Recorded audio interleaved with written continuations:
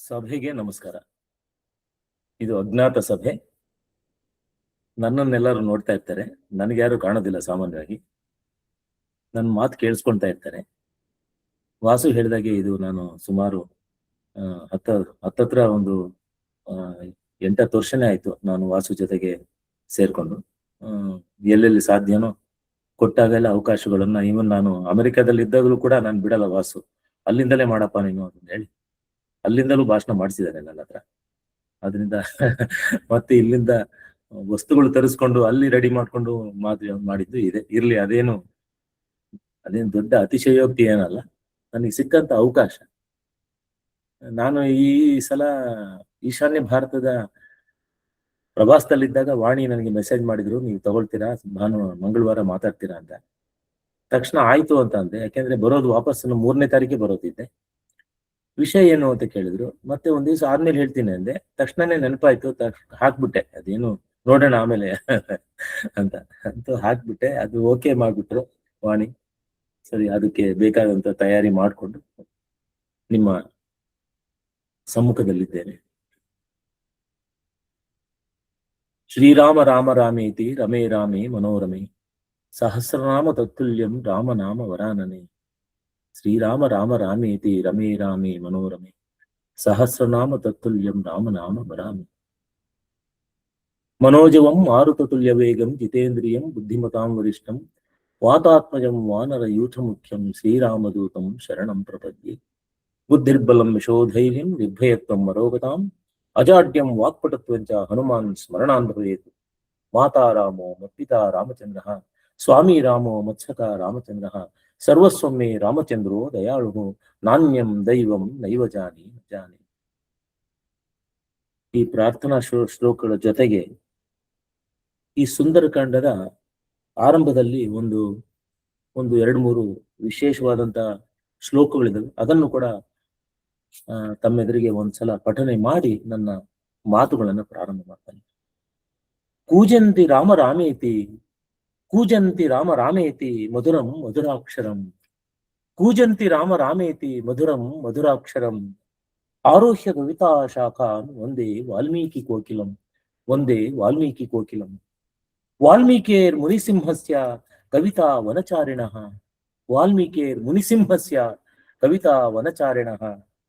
ಶೃಣ್ವನ್ ರಾಮ ಕಥಾನಾದಂ ಕೋನಯಾತಿ ಪರಾಂ ಗತಿ, ಕೋನಯಾತಿ ಪರಾಂ. ನಾನು ರೆಫರ್ ಮಾಡಿದಂತ ಪುಸ್ತಕ ರಂಗನಾಥ ಶರ್ಮಾ ಅವರು ತರ್ಜುಮೆ ಮಾಡಿದಂತಹ ವಾಲ್ಮೀಕಿ ರಾಮಾಯಣದ ಮೂಲ ವಾಲ್ಮೀಕಿ ರಾಮಾಯಣದ ಪುಸ್ತಕ. ನನ್ನ ಒಂದು ವಿಜ್ಞಾಪನೆ ಏನು ಅಂದ್ರೆ, ಯಾರು ಬೇರೆ ರಾಮಾಯಣಗಳನ್ನ ರೆಫರ್ ಮಾಡಬೇಡಿ, ಇದೇ ರಾಮಾಯಣವನ್ನ ರೆಫರ್ ಮಾಡಬೇಕು. ನಮಗೆ ಇರೋದು ಒಂದೇ ವಾಲ್ಮೀಕಿ ರಾಮಾಯಣ, ಮೂಲ, ಅದು ಒರಿಜಿನಲ್ ಅಂತ. ಯಾಕೆಂದ್ರೆ ನಾನು ಬೇರೆ ಬೇರೆ ರಾಮಾಯಣಗಳನ್ನು ಅಧ್ಯಯನ ಮಾಡಿದ್ದೀನಿ. ಅದಕ್ಕಾಗಿ ನಾನು ಹೇಳೋದು ಇದೇ ನಮಗೆ ಪ್ರಸ್ತುತವಾದಂಥದ್ದು ಅಂತ. ಆಮೇಲೆ ಈ ರಾಮಾಯಣ ಏನು ಪುಸ್ತಕ, ಎಲ್ಲ ವಾಲ್ಮೀಕಿ ರಾಮಾಯಣದ ಎಲ್ಲ ಕಾಂಡಗಳನ್ನು ಸಹ ರಂಗನಾಥ ಶರ್ಮಾ ಅವರು ಕನ್ನಡಕ್ಕೆ ತರ್ಜುಮೆ ಮಾಡಿದ್ದಾರೆ. ಬಹಳ ಸುಂದರವಾಗಿದೆ. ಮೇಲ್ಗಡೆ ಒಂದಿಷ್ಟು ಸಂಸ್ಕೃತ ಶ್ಲೋಕಗಳಿರ್ತವೆ, ಮೂಲ ಸಂಸ್ಕೃತ ಶ್ಲೋಕ, ಆಮೇಲೆ ಅದ್ರ ಕೆಳಗಡೆ ಕನ್ನಡದ ಅರ್ಥ ಇರ್ತದೆ. ಈ ಒಂದು ಮಾಹಿತಿಯನ್ನು ಕೊಟ್ಟು ನನ್ನ ಮಾತುಗಳನ್ನ ಪ್ರಾರಂಭ ಮಾಡೋಣ ಅಂತ ಹೇಳಿ. ಋಣ ಇದೆಯಲ್ಲ, ಗ್ರಂಥ ಋಣ, ಅದನ್ನ ಹೇಳಲೇಬೇಕು, ರೆಫರೆನ್ಸ್ ಅಂತ ಹೇಳಿ. ಅವರಿಗೆ ನನ್ನ ನಮಸ್ಕಾರಗಳು. ಬಹಳ ವಿಶೇಷವಾದಂಥದ್ದು. ವಾಣಿ ವಾಸು ಹೇಳಿದ ಮೇಲೆ ನನಗೆ ಇನ್ನೊಂದ್ಸಲ ಸುಂದರಕಾಂಡವನ್ನ ಇನ್ನೊಂದ್ಸಲ ತಿರುವಾಕುವಂತ ಒಂದು ಸದವಕಾಶ ಸಿಕ್ತು. ಅದಕ್ಕೆ ಅವರಿಬ್ಬರಿಗೂ ನನ್ನ ನಮಸ್ಕಾರ. ನಾನು ಸುಮಾರು ಒಂದು 12-15 ಸಲ ಈ ಸುಂದರಕಾಂಡ ಪಾರಾಯಣ ಮಾಡಿದ್ದೀನಿ, ಮನೇಲೆ ನಾನೇ ಸ್ವಂತ. ಅದು ಕೊಡುವಂತ ಖುಷಿನೇ ಒಂದು ವಿಶೇಷವಾದಂಥದ್ದು. ಎಲ್ಲರೂ ನನ್ನ ರಿಕ್ವೆಸ್ಟ್ ಮಾಡೋದೇನು ಅಂದ್ರೆ, ಬಹಳ ಸುಲಭವಾಗಿರ್ತದೆ, ಏನು ಸಂಸ್ಕೃತನೇ ಓದ್ಬೇಕಂತಿಲ್ಲ, ಕನ್ನಡದಲ್ಲೇ ಓದ್ಕೊಳ್ಬೋದು. ಅದು ಪಾರಾಯಣ ಅಂತ ಹೇಳಿ ರಂಗನಾಥ ಶರ್ಮಾ ಅವರು ಈ ಪುಸ್ತಕ ಸಿಕ್ಕರೆ ನಿಮಗೆ ತಗೊಳ್ಳಿ. ಈ ವೇದಾಂತ ಬುಕ್ ಹೌಸಲ್ಲಿ ಸಿಗುತ್ತೆ, ಸ್ವಪ್ನ ಬುಕ್ ಹೌಸಲ್ಲಿ ಸಿಗ್ಬೋದು, ನಮ್ಮ ಗೋಖಲೆ ಇನ್ಸ್ಟಿಟ್ಯೂಟ್ ಅಲ್ಲಿ ಸಿಗ್ಬೋದು, ರಾಮಕೃಷ್ಣ ಆಶ್ರಮ ಸಿಗ್ಬೋದು, ಇಲ್ಲಿ ಬೇಕಾದ್ರೆ ಸಿಗ್ಬೋದು. ಅದು ಮುನ್ನುಡಿ DVG ಬರೆದಿದ್ದಾರೆ. ಡಾಕ್ಟರ್ ಮಹಾಮಹೋಪಾಧ್ಯಾಯ ರಂಗನಾಥ್ ಶರ್ಮಾ ಅವರು ಮಾಡಿರ್ತಕ್ಕಂಥ ವಿಶಿಷ್ಟವಾದಂತ ಕೊಡುಗೆ. ಎಲ್ಲರೂ ಮನೆಯಲ್ಲಿ ಇಟ್ಕೊಂಡು ಓದುವಂಥದ್ದು. ಈ ಪ್ರಾರಂಭದೊಳಗೆ ನಾನೇನು ಒಂದು 6 ಸುಭಾಷಿತಗಳನ್ನು ಆರಿಸ್ಕೊಂಡಿದ್ದೀನಿ. ಅದನ್ನ ಹೇಳೋ ಮೊದಲು ಒಂದಿಷ್ಟು ಸಣ್ಣದಾಗಿ ಪೀಠಿಕೆಯನ್ನ ಹೇಳ್ಬಿಟ್ಟು ಆಮೇಲೆ ನಾವು ವಿಚಾರಕ್ಕೆ ಬರೋದಾದ್ರೆ ಇನ್ನು ತುಂಬಾ ಸಮಂಜಸ ಅಂತ ಅಂದ್ಕೊಂಡು ಆ ವಿಚಾರವನ್ನು ಹೇಳ್ತೀನಿ. ಈ ಸುಂದರಕಾಂಡ ಅಂತ ಯಾಕೆ ಕರೀತಾರೆ? ತುಂಬಾ ಜನಕ್ಕೆ ಆ ಒಂದು ಜಿಜ್ಞಾಸೆ ಇರ್ತದೆ, ಅನುಮಾನ ಇರ್ತದೆ. ಅದನ್ನು ನನಗೆ ಗೊತ್ತಿರ್ತಕ್ಕಂಥ ವಿಚಾರ ನಿಮ್ಮಲ್ಲಿ ಇವತ್ತು ಹಂಚ್ಕೊಳ್ತೇನೆ. ಇನ್ನೊಂದು, ಸುಂದರಕಾಂಡ ಪಾರಾಯಣ ಯಾಕೆ ಮಾಡ್ಬೇಕು ಅಂತ ಹೇಳ್ತಾರೆ ಅನ್ನೋದನ್ನು ಸಹ, ಈ 2 ವಿಚಾರಗಳನ್ನು ನಿಮ್ಗೆ ಹೇಳಿ ನಾನು ಶುಭಾಷಿತಗಳಿಗೆ ಹೋಗ್ತೇನೆ. ಈ ಸುಂದರಕಾಂಡ ಅಂತಂದು ಯಾಕೆ, ಆಮೇಲೆ ಆ ಸುಂದರ ಮೂರ್ತಿ, ಆಂಜನೇಯನ ಹೆಸರು ಸುಂದರ ಮೂರ್ತಿ ಅಂತ. ಸುಂದರ ಅಂದ್ರೆ ಆಂಜನೇಯನ ಹೆಸರೇ ಸುಂದರ ಅಂತ ಇಟ್ಕೊಂತಾರಲ್ಲ ಎಷ್ಟೋ ಜನ. ಸುಂದರ, ಈ ಸುಮುಖ ಅಂದ್ರೆ ಗಣೇಶ, ಸುಂದರ ಅಂದ್ರೆ ಆಂಜನೇಯ. ಯಾಕೆ ಈ ಸುಂದರಕಾಂಡ ಅಂತಾರೆ ಅಂದ್ರೆ, ಬಹಳ ವಿಶೇಷವಾಗಿ ಈ ಸುಂದರಕಾಂಡದ ಮಧ್ಯದಲ್ಲಿ ಒಂದು ಸನ್ನಿವೇಶ ಬರ್ತದೆ. ಸೀತೆಯನ್ನ ಭೇಟಿ ಮಾಡಿದ ಮೇಲೆ ಆಂಜನೇಯ ಸೀತೆ ಕೇಳ್ತಾಳೆ, ರಾಮ ಹೇಗಿದ್ದಾನೆ ಅಂತ ಕೇಳ್ತಾಳೆ. ಆಗ ರಾಮನ ವಿಶೇಷವಾಗಿ ರಾಮನೇ, ಲಕ್ಷ್ಮಣ ಅಲ್ಲ, ರಾಮನ ಆ ಲಕ್ಷಣಗಳನ್ನ ವರ್ಣನೆ ಮಾಡ್ತಾನೆ. ರಾಮ ಎಷ್ಟು ಸುಂದರ ವ್ಯಕ್ತಿ, ಅವನ ಆಜಾನುಬಾಹು, ಅವನ ಭುಜ ಇಷ್ಟಗಲ ಇದೆ, ಅವನು ಕಣ್ಣುಗಳು ಹೀಗಿದಾವೆ, ಅವನ ಮೂಗು ಹೀಗಿದೆ, ಪ್ರತಿಯೊಂದು ದೇಹದ ಪ್ರತಿಯೊಂದು ಭಾಗವನ್ನು ವರ್ಣನೆ ಮಾಡ್ತಾನೆ. ಅಷ್ಟೊಂದು ಆ ರಾಮ ಅಂದ್ರೆ ಆ ನಿಲುವು ಏನಿದೆ, ಭೌತಿಕವಾದಂತ ಶರೀರ ಕೂಡ ಅಷ್ಟೇ ಕರಾರುವಕ್ಕಾಗಿತ್ತಂತೆ, ಅಷ್ಟೇ ಅಳತೆಗಳು, ಆ ಬೆರಳುಗಳು, ಆ ಉಗುರುಗಳು, ಎಲ್ಲವನ್ನೂ ವರ್ಣನೆ ಮಾಡ್ತಾನೆ ಆಂಜನೇಯ. ಅಂದ್ರೆ ವಾಲ್ಮೀಕಿ ಅಷ್ಟೊಂದು ಸುಂದರವಾಗಿ ವರ್ಣನೆ ಮಾಡ್ತಾರೆ, ವಿಶೇಷವಾದಂತ ವರ್ಣನೆ. ಆಮೇಲೆ ಸೀತೆಯನ್ನು ಸಹ ಅವನು ರಾಮನಿಗೆ ಹೋಗ್ಬಿಟ್ಟು ಹೇಳ್ತಾನೆ, ಸೀತೆ ಹೇಗಿದ್ಲು. ಆಂಜನೇಯನ ಮಾತುಗಳ ಮೂಲಕ ವಾಲ್ಮೀಕಿ ವರ್ಣನೆ ಮಾಡಿಸ್ತಾನೆ ಈ ಸೀತೆ ಹೇಗಿದ್ಲು. ಎಷ್ಟೇ ಅವಳು ಬಡತನ ಅಂದ್ರೆ ಅಲ್ಲಿ ಭಯದಲ್ಲಿ ಇದ್ರೂ ಕೂಡ ಅವಳ ಸೌಂದರ್ಯ ಇತ್ತು, ದೇಹ ಸೌಂದರ್ಯ ಇತ್ತು. ಅಷ್ಟೊಂದು ತುಂಬಾ ಚೆಲುವೆ ಅವಳು ಸೀತೆ, ಬಹಳ ಸುಂದರವಾದಂತ ಚೆಲುವೆ ಅಂತೆ. ಪಂಪ ರಾಮಾಯಣದೊಳಗೆ ನಾನು ಅಧ್ಯಯನ ಮಾಡಿದಾಗ ಈ ರಾಮಚರಿತ ಚರಿತ ಪುರಾಣ ಅಂತ ಹೇಳಿ, ರಾಮಚಂದ್ರ ಚರಿತ ಪುರಾಣ ಅಂತ ಹೇಳಿ ಈ ನಾಗಚಂದ್ರ ಅನ್ನೋನು ಕನ್ನಡದ ಕವಿ ಬರೀತಾನೆ. ದೊಡ್ಡ ಗ್ರಂಥ ಅದು, ಸುಂದರವಾಗಿದೆ, ಎಲ್ಲ ಓದುವಂಥದ್ದೇ, ಜೈನ ಕವಿ ಅವನು ಬರೆದ್ಬಿಟ್ಟು ಅದನ್ನ ಪಂಪ ಮಹಾಭಾರತ ಅಂತ ಹೇಳ್ತಾನೆ.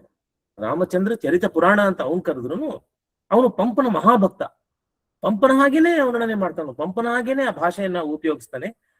ಆದ್ರೆ ಎಂತ ಒಂದು ಕೆಲವು ಅಪಸವ್ಯಗಳು ಆಗ್ಬಿಡ್ತವೆ ಅಂದ್ರೆ, ನಾವು ಆಂಜನೇಯನ ಬ್ರಹ್ಮಚಾರಿ, ಅವನು ಈಗೆಲ್ಲ ಮದುವೆ ಆಗಿಲ್ಲ, ಅವನು ನಿಷ್ಠಾವಂತ, ಅವನು ಇದೆಲ್ಲ ನಾವು ಅವನ ಪೂಜೆ ಮಾಡ್ತೀವಿ ದೇವಸ್ಥಾನಗಳು. ಆದ್ರೆ ಅಲ್ಲಿ ಅವನು ಶೂರ್ಪಣಿಕೆ ಅಳಿಯ, ಶೂರ್ಪಣಿಕೆ ಮಗಳ ಮದುವೆ ಮಾಡ್ಕೊಂಡಿರ್ತಾನೆ ಆಂಜನೇಯ. ಈ ರೀತಿ ಎಲ್ಲ ಅಪಸವ್ಯಗಳಾಗ್ಬಿಡ್ತವೆ. ಆ ವಾಲಿ ಅನ್ನೋನು ಭಟ್ಟಾರಕ, ಅವನು ಸುಗ್ರೀವನಿಗೆ ಏನು ತೊಂದರೆ ಮಾಡಿರಲ್ಲ. ಸುಗ್ರೀವನಿಗೆ ಬೇರೆ ಇನ್ನೊಬ್ರು ಯಾರೋ ತೊಂದರೆ ಮಾಡ್ತಾನೆ, ಸುಗ್ರೀವನ ತರಾನೇ ವೇಷ ಮಾಡ್ಕೊಂಡು ಒಬ್ಬನು ಬಂದಿರ್ತಾನೆ. ಹಾಗೆ ಈ ರೀತಿಯಾದಂತಹ, ಈಗ ಥೈಲ್ಯಾಂಡ್ ಅಲ್ಲಿ ಒಂದು ರಾಮಾಯಣ ಇದೆ, ಥಾಯ್ ರಾಮಾಯಣ ಅಂತ. ಅಲ್ಲಿ ಆಂಜನೇಯ 2 ಮದುವೆ ಆಗಿರ್ತಾರೆ. ಹೀಗೆ ಆದ್ರಿಂದ ಇನ್ನೊಂದು ವಿಚಾರ ನಿಮ್ಮಲ್ಲಿ ಹಂಚ್ಕೊಳ್ಳೋದೇನು ಅಂದ್ರೆ, ಈ ಕೆಲವರೆಲ್ಲ ಏನೇನೋ ಕಥೆಗಳು ಯಾರೋ ಕವಿ ಬರೆದಿರ್ತಾನೆ ಅಂತ, ಕವಿಗಳು ಕೆಲವು ಬರೀತಾರೆ ಅವ್ರಿಗೆ ಮನಸ್ಸಿಗೆ ಬಂದಾಗೆ. ರಾವಣ ಬ್ರಾಹ್ಮಣ ಅಂತೆ, ಅವನಿಗೆ ಮಂತ್ರಗಳೆಲ್ಲ ಬರ್ತಾ ಇತ್ತು, ಯಜ್ಞ ಯಾಗಾದಿಗಳನ್ನು ಮಾಡೋದು ಬರ್ತಾ ಇತ್ತು. ರಾಮ ಯುದ್ಧದ ಮೊದಲು ಹೋಮ ಮಾಡ್ಬೇಕಾಯ್ತು, ಅದಕ್ಕೆ ರಾವಣನ ಕರೆದು ರಾಮ ಪುರೋಹಿತನ ಕೂತ್ಕೊಂಡು. ಅದೆಲ್ಲ ಸುಳ್ಳು, ಅದೇನು ಇಲ್ಲ. ಅವನು ವೈರಿನೇ. ವಾಲ್ಮೀಕಿ ರಾಮಾಯಣ ನಮಗೆ ಆಧಾರ, ವಾಲ್ಮೀಕಿ ರಾಮಾಯಣದೊಳಗೆ ಅದೇನು ಬರೋದಿಲ್ಲ. ದಯವಿಟ್ಟು ಆತರ ಕಥೆಗಳನ್ನ ನಾವು ಎಲ್ಲೂ ಹೇಳಬಾರ್ದು, ಅದನ್ನೆಲ್ಲ ನಂಬಲೂಬಾರ್ದು. ನಾವು ಮೂಲವೇ ಮೂಲ, ನಮಗೆ ಒರಿಜಿನಲ್ ಇಸ್ ಒರಿಜಿನಲ್. ಇದನ್ನ ಹೇಳ್ಬಿಟ್ಟು ನಾನು ಮುಂದಕ್ಕೆ ಬರ್ತೀನಿ.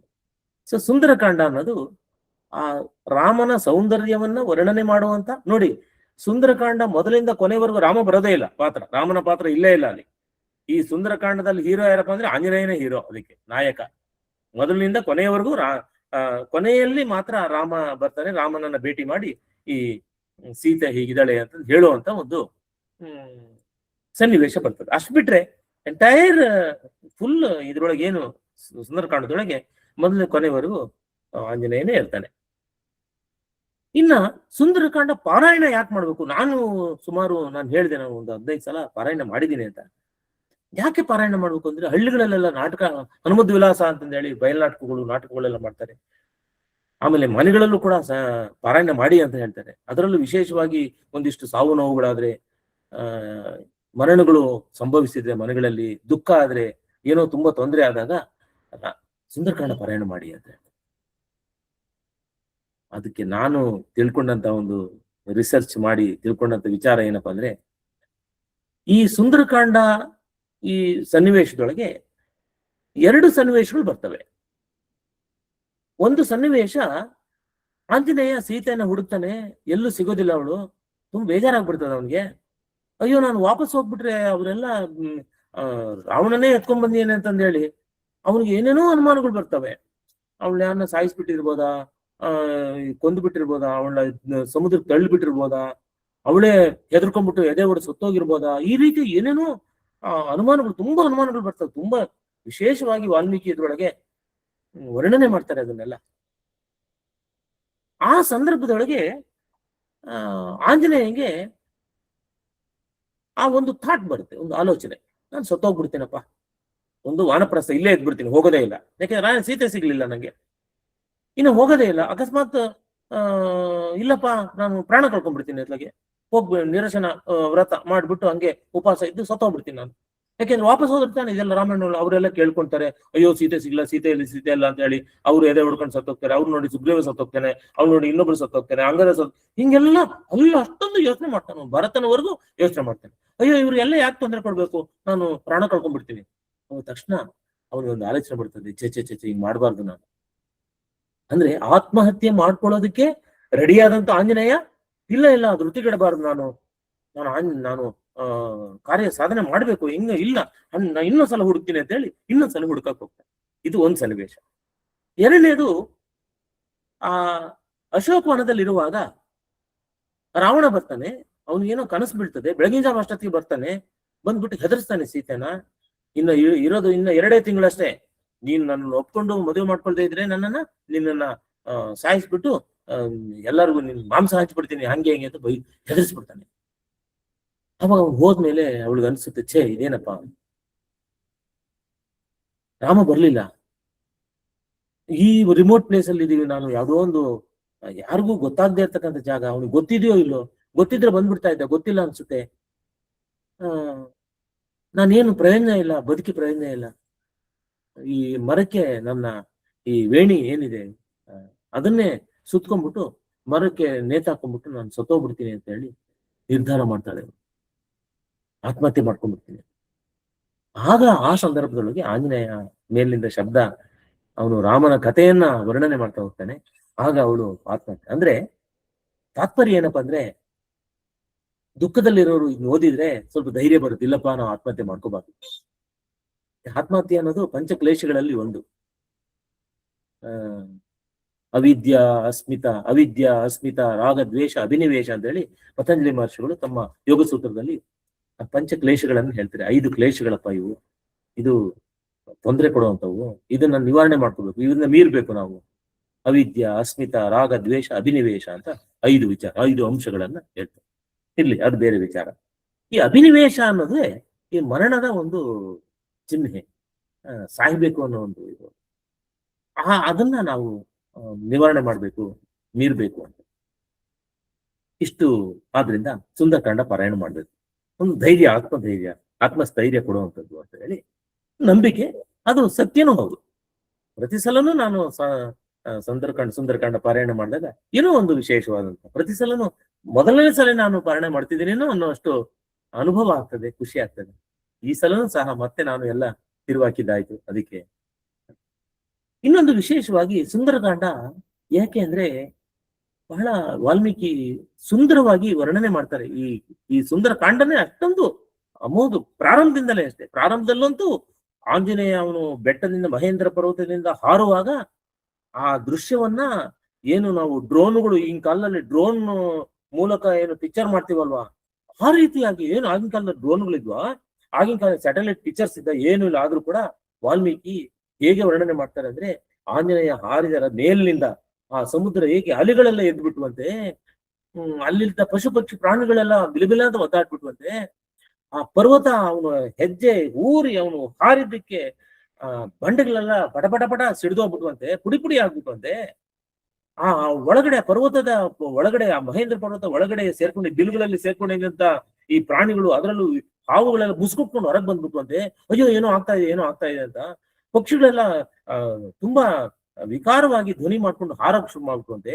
ಅದ್ರ ಜೊತೆಗೆ ಆಂಜನೇಯ ಹಾರಿದ ರಭಸಕ್ಕೆ ಆ ಬೆಟ್ಟದ ಮೇಲಿದ್ದ ಮರಗಳೆಲ್ಲ ಅವನ ಹಿಂದೆ ಬಂದ್ಬಿಟ್ಟುವಂತೆ. ಅಂದ್ರೆ ಅಷ್ಟೊಂದು ರಭಸವಾಗಿ ಹಾರದ ಅವನ ಹಿಂದಿಂದನೇ ಮರಗಳೆಲ್ಲ ಬಂದ್ಬಿಟ್ಟು ಆಮೇಲೆ ಡಬಕಂತ ಬಿದ್ದೋದು. ಅಂದ್ರೆ ಎಂತ ಬಹಳ ವಿಶೇಷವಾಗಿ ವರ್ಣನೆ ಮಾಡ್ತಾರೆ ಸುಂದರಕಾಂಡ. ಇನ್ನು ನಾವು ಸುಭಾಷಿತಕ್ಕೆ ಬರೋಣ. ಸುಭಾಷಿತ ಅಂದ್ರೆ ಒಳ್ಳೆಯದನ್ನ ಹೇಳೋದೇ ಸುಭಾಷಿತ. ಇದನ್ನ ನಮ್ಮ ಸಂಸ್ಕೃತದ ವಿಶೇಷತೆ. ಭರ್ತೃಹರಿ ಅನ್ನೋನು ಮೂಲವಾಗಿ ಭರ್ತೃಹರಿ ನೀತಿ ಶತಕ, ವೈರಾಗ್ಯ ಶತಕ ಅಂತ ಹೇಳಿ ಬರೀತಾನೆ. ಅದರೊಳಗೆ ಬಹಳ ವಿಶೇಷವಾದಂತ, ನಾನು ಅಧ್ಯಯನ ಮಾಡಿದ್ರಿಂದ ಒಂದಿಷ್ಟು ಸಂಸ್ಕೃತ, ವಾಸು ಹೇಳಿದಲ್ಲ MA ಸಂಸ್ಕೃತ ಓದ್ಬೇಕಾದ್ರೆ ಒಂದಿಷ್ಟು ಸುಭಾಷಿತಗಳು, ಕಾವ್ಯ ಪರೀಕ್ಷೆ ಬರೆಯುವಾಗ ಒಂದಿಷ್ಟು ಸುಭಾಷಿತಗಳು, 8ನೇ ಕ್ಲಾಸ್ 9ನೇ ಕ್ಲಾಸ್ ಓದ್ಬೇಕಾದ್ರೆ ನಮ್ಮ ಗುರುಗಳು ಹೇಳ್ಕೊಟ್ಟಂತ ಕಾಷ್ಟಾತ್ ಅಗ್ನಿರ್ಜಾಯತೆ ಮಧ್ಯಮಾನಾತ್ ಭೂಮಿಸ್ಥೋಯಂ ಕನ್ಯಮಾನಾದ ದಾತಿ ಸೋತ್ಸಾಹಾನಾಂ ನಾಸ್ತಿ ಅಸಾಧ್ಯಾಂ ನರಾಣಾಂ ಮಾರ್ಗಾರಬ್ಧಾಃ ಸರ್ವಯತ್ನಾಃ ಫಲಂತಿ ಅಂತ ಹೇಳಿ ಭರ್ತೃಹರಿಯ ನೀತಿ ಶತಕದಲ್ಲಿರ್ತಕ್ಕಂಥ ಸುಭಾಷಿತಗಳು. ಯಾವುದು ಶುಭವನ್ನ ಹೇಳುವಂಥದ್ದು ಅದು ಸುಭಾಷಿತ. ಇದರಲ್ಲೂ ಅಷ್ಟೇ. ಅಂದ್ರೆ ಒಂದು ಶುಭವನ್ನ ಹೇಳುವಂಥದ್ದು, ಇನ್ನೊಂದು ನೀತಿಯನ್ನು ಹೇಳುವಂಥದ್ದು, ಮೂರನೇದು ಒಂದು ಹೊಸ ಮಾರ್ಗವನ್ನು ಕೊಡುವಂಥದ್ದು ಸುಭಾಷಿತ. ಇದು ಸರಿಯಲ್ಲ, ಇದು ಸರಿ ಅಂತಂದು ಹೇಳಿ ಆ ಒಂದು ವಿಚಾರದೊಳಗೆ ಒಂದಿಷ್ಟು ಈ ಹಿನ್ನೆಲೆಯಲ್ಲಿ, ಸುಂದರಕಾಂಡದ ಹಿನ್ನೆಲೆಯಲ್ಲಿ, ಸುಂದರಕಾಂಡದಲ್ಲಿ ಕೆಲವು ವಾಲ್ಮೀಕಿ ಹಾಗೆ ನೋಡಿದ್ರೆ ಕಾಳಿದಾಸನು ತನ್ನ ಕಾವ್ಯಗಳಲ್ಲಿ ಸುಭಾಷಿತಗಳನ್ನು ಹೇಳಿದಾನೆ. ಆಮೇಲೆ ಭಾರವೇರ್ ಅರ್ಥಗೌರವಂ ಅಂತಂದು ಹೇಳಿ ಉಪಮಾ ಕಾಳಿದಾಸಸ್ಯ ದಂಡಿನ ಪದಲಾಲಿತ್ಯಂ ಭಾರವೇರ್ ಅರ್ಥಗೌರವಂ ಅಂತಂದು ಹೇಳಿ ವಿಶೇಷವಾಗಿ ಸಂಸ್ಕೃತ ಕವಿಗಳನ್ನ ಹೇಳುವಂಥದ್ದು, ಹೊಗಳುವಂಥದ್ದು, ಅವರ ವಿಶಿಷ್ಟತೆಯನ್ನು ಹೇಳುವಂಥದ್ದು ಇದೆ.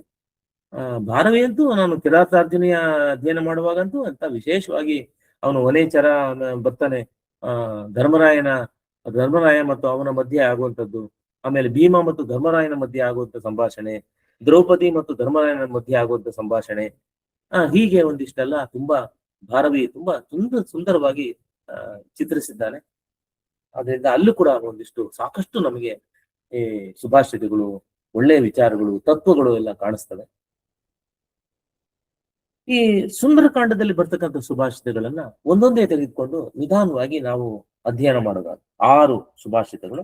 ಅದರಲ್ಲಿ ಮೊದಲನೇದು ನನಗೆ, ಆಮೇಲೆ ಅದಕ್ಕಿಂತ ಮೊದಲು ಈ ಸುಂದರಕಾಂಡ, ಸುಂದರ ಅನ್ನೋದಕ್ಕೆ ಒಂದು ವಿಶೇಷವಾದಂತ ಕಾವ್ಯಗಳಲ್ಲಿ ಒಂದು ಶ್ಲೋಕ ಬರ್ತದೆ, ಅದನ್ನು ಹೇಳ್ಬಿಟ್ಟು ನಾನು ಪ್ರಾರಂಭ ಮಾಡ್ತೇನೆ. ಸುಂದರೇ ಸುಂದರೋ ರಾಮಃ. ಈ ಸುಂದರಕಾಂಡದಲ್ಲಿ ಸುಂದರೋ ರಾಮಃ, ರಾಮ ಅನ್ನೋನು ಸುಂದರವಾಗಿ ವರ್ಣನೆ ಮಾಡಿದ್ದಾರೆ ವಾಲ್ಮೀಕಿಗಳು. ಅದು ಆಂಜನೇಯನ ಮೂಲಕ ವರ್ಣನೆ ಮಾಡಿಸ್ತಾರೆ. ಆದ್ರಿಂದ ಸುಂದರೇ ಸುಂದರೋ ರಾಮಃ. ಇನ್ನೊಂದು ಸುಂದರೇ ಸುಂದರಿ ಕಥಾ.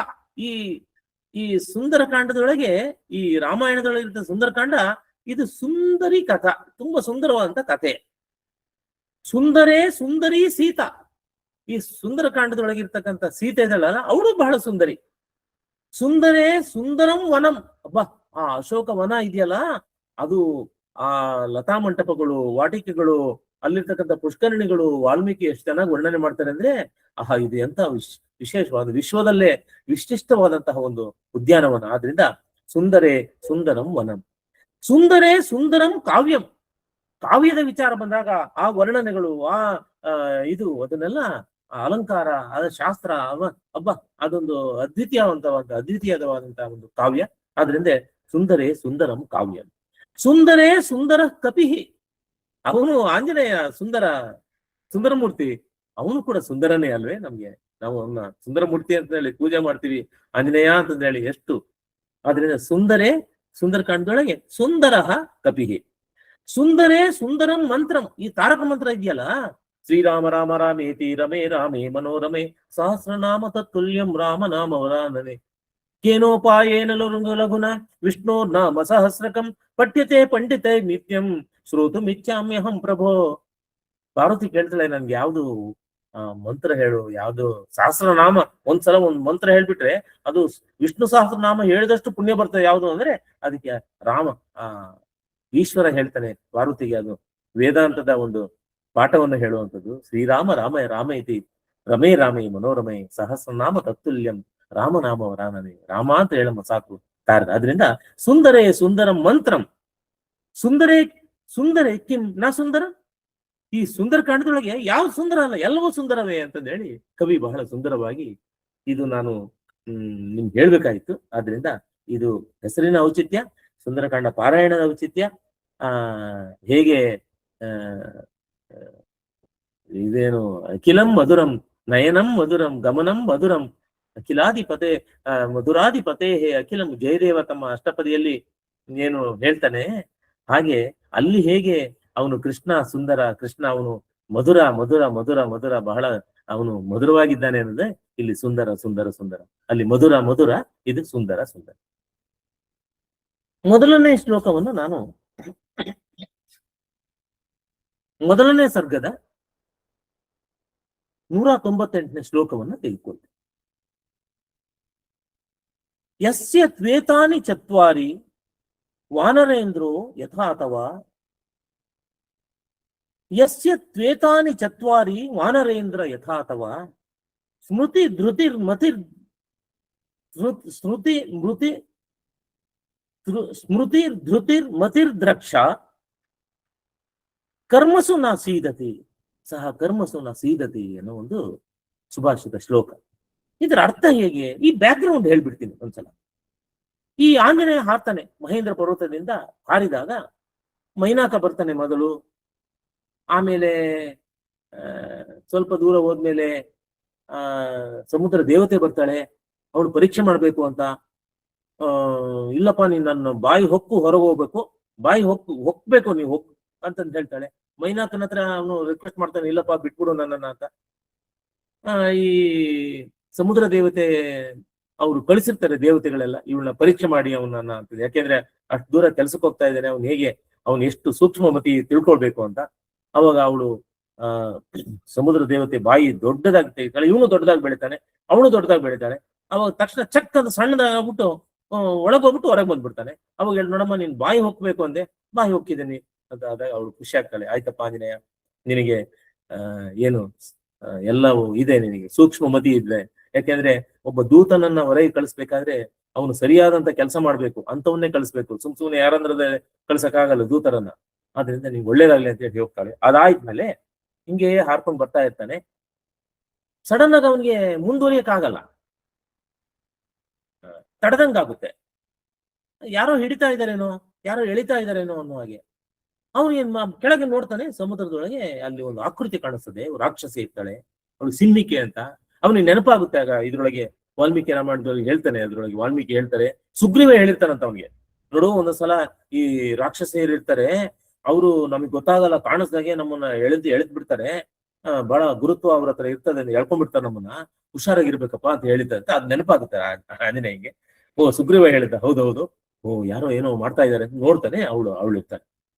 ಅವಾಗ ಅವಳು ಹೇಳ್ತಾಳೆ, ಏಯ್ ಆಹಾರ ಸಿಕ್ಬಿಟ್ಟಿದೆ ನನ್ಗೆ, ನೀನ್ ತಿನ್ನೋದೇ ಸರಿ, ಏ ಕಪಿಯೇ ಬಾ, ನನ್ ಬಾಯ್ ಬಾ, ತಿಂದಾಕ್ಬಿಡ್ತೀನಿ ನಿನ್ನ ಅಂತ. ಇವನು ಆಂಜನೇಯ ಅವನು ಬೆಳಿತಾನೆ ಜೋರಾಗಿ, ಅಮ್ಮ ಅವಳು ಬೆಳಿತಾಳೆ, ದೊಡ್ಡದ ಬಾಯಿ ಅಂತ ತೆಗಿತಾಳೆ, ಇವನು ದೊಡ್ಡದಾಗ ಬೆಳಿತಾನೆ. ಬೆಳೆದ ತಕ್ಷಣ ಚಿಕ್ಕದಾಗಿ ಮಾಡ್ಕೊಂಡ್ಬಿಟ್ಟು ಬಾಯಿ ಒಳಗೆ ಹೊಕ್ಬಿಟ್ಟು ಅವಳ ಹೊಟ್ಟೆಯನ್ನು ಸೀಳ್ಕೊಂಡು ಹೊರಗೆ ಬಂದ್ಬಿಡ್ತಾರೆ. ಅವಾಗ ಅವಳು ಸಿಂಹಿಕೆ ಸತ್ತೋಗ್ಬಿಡ್ತಾರೆ.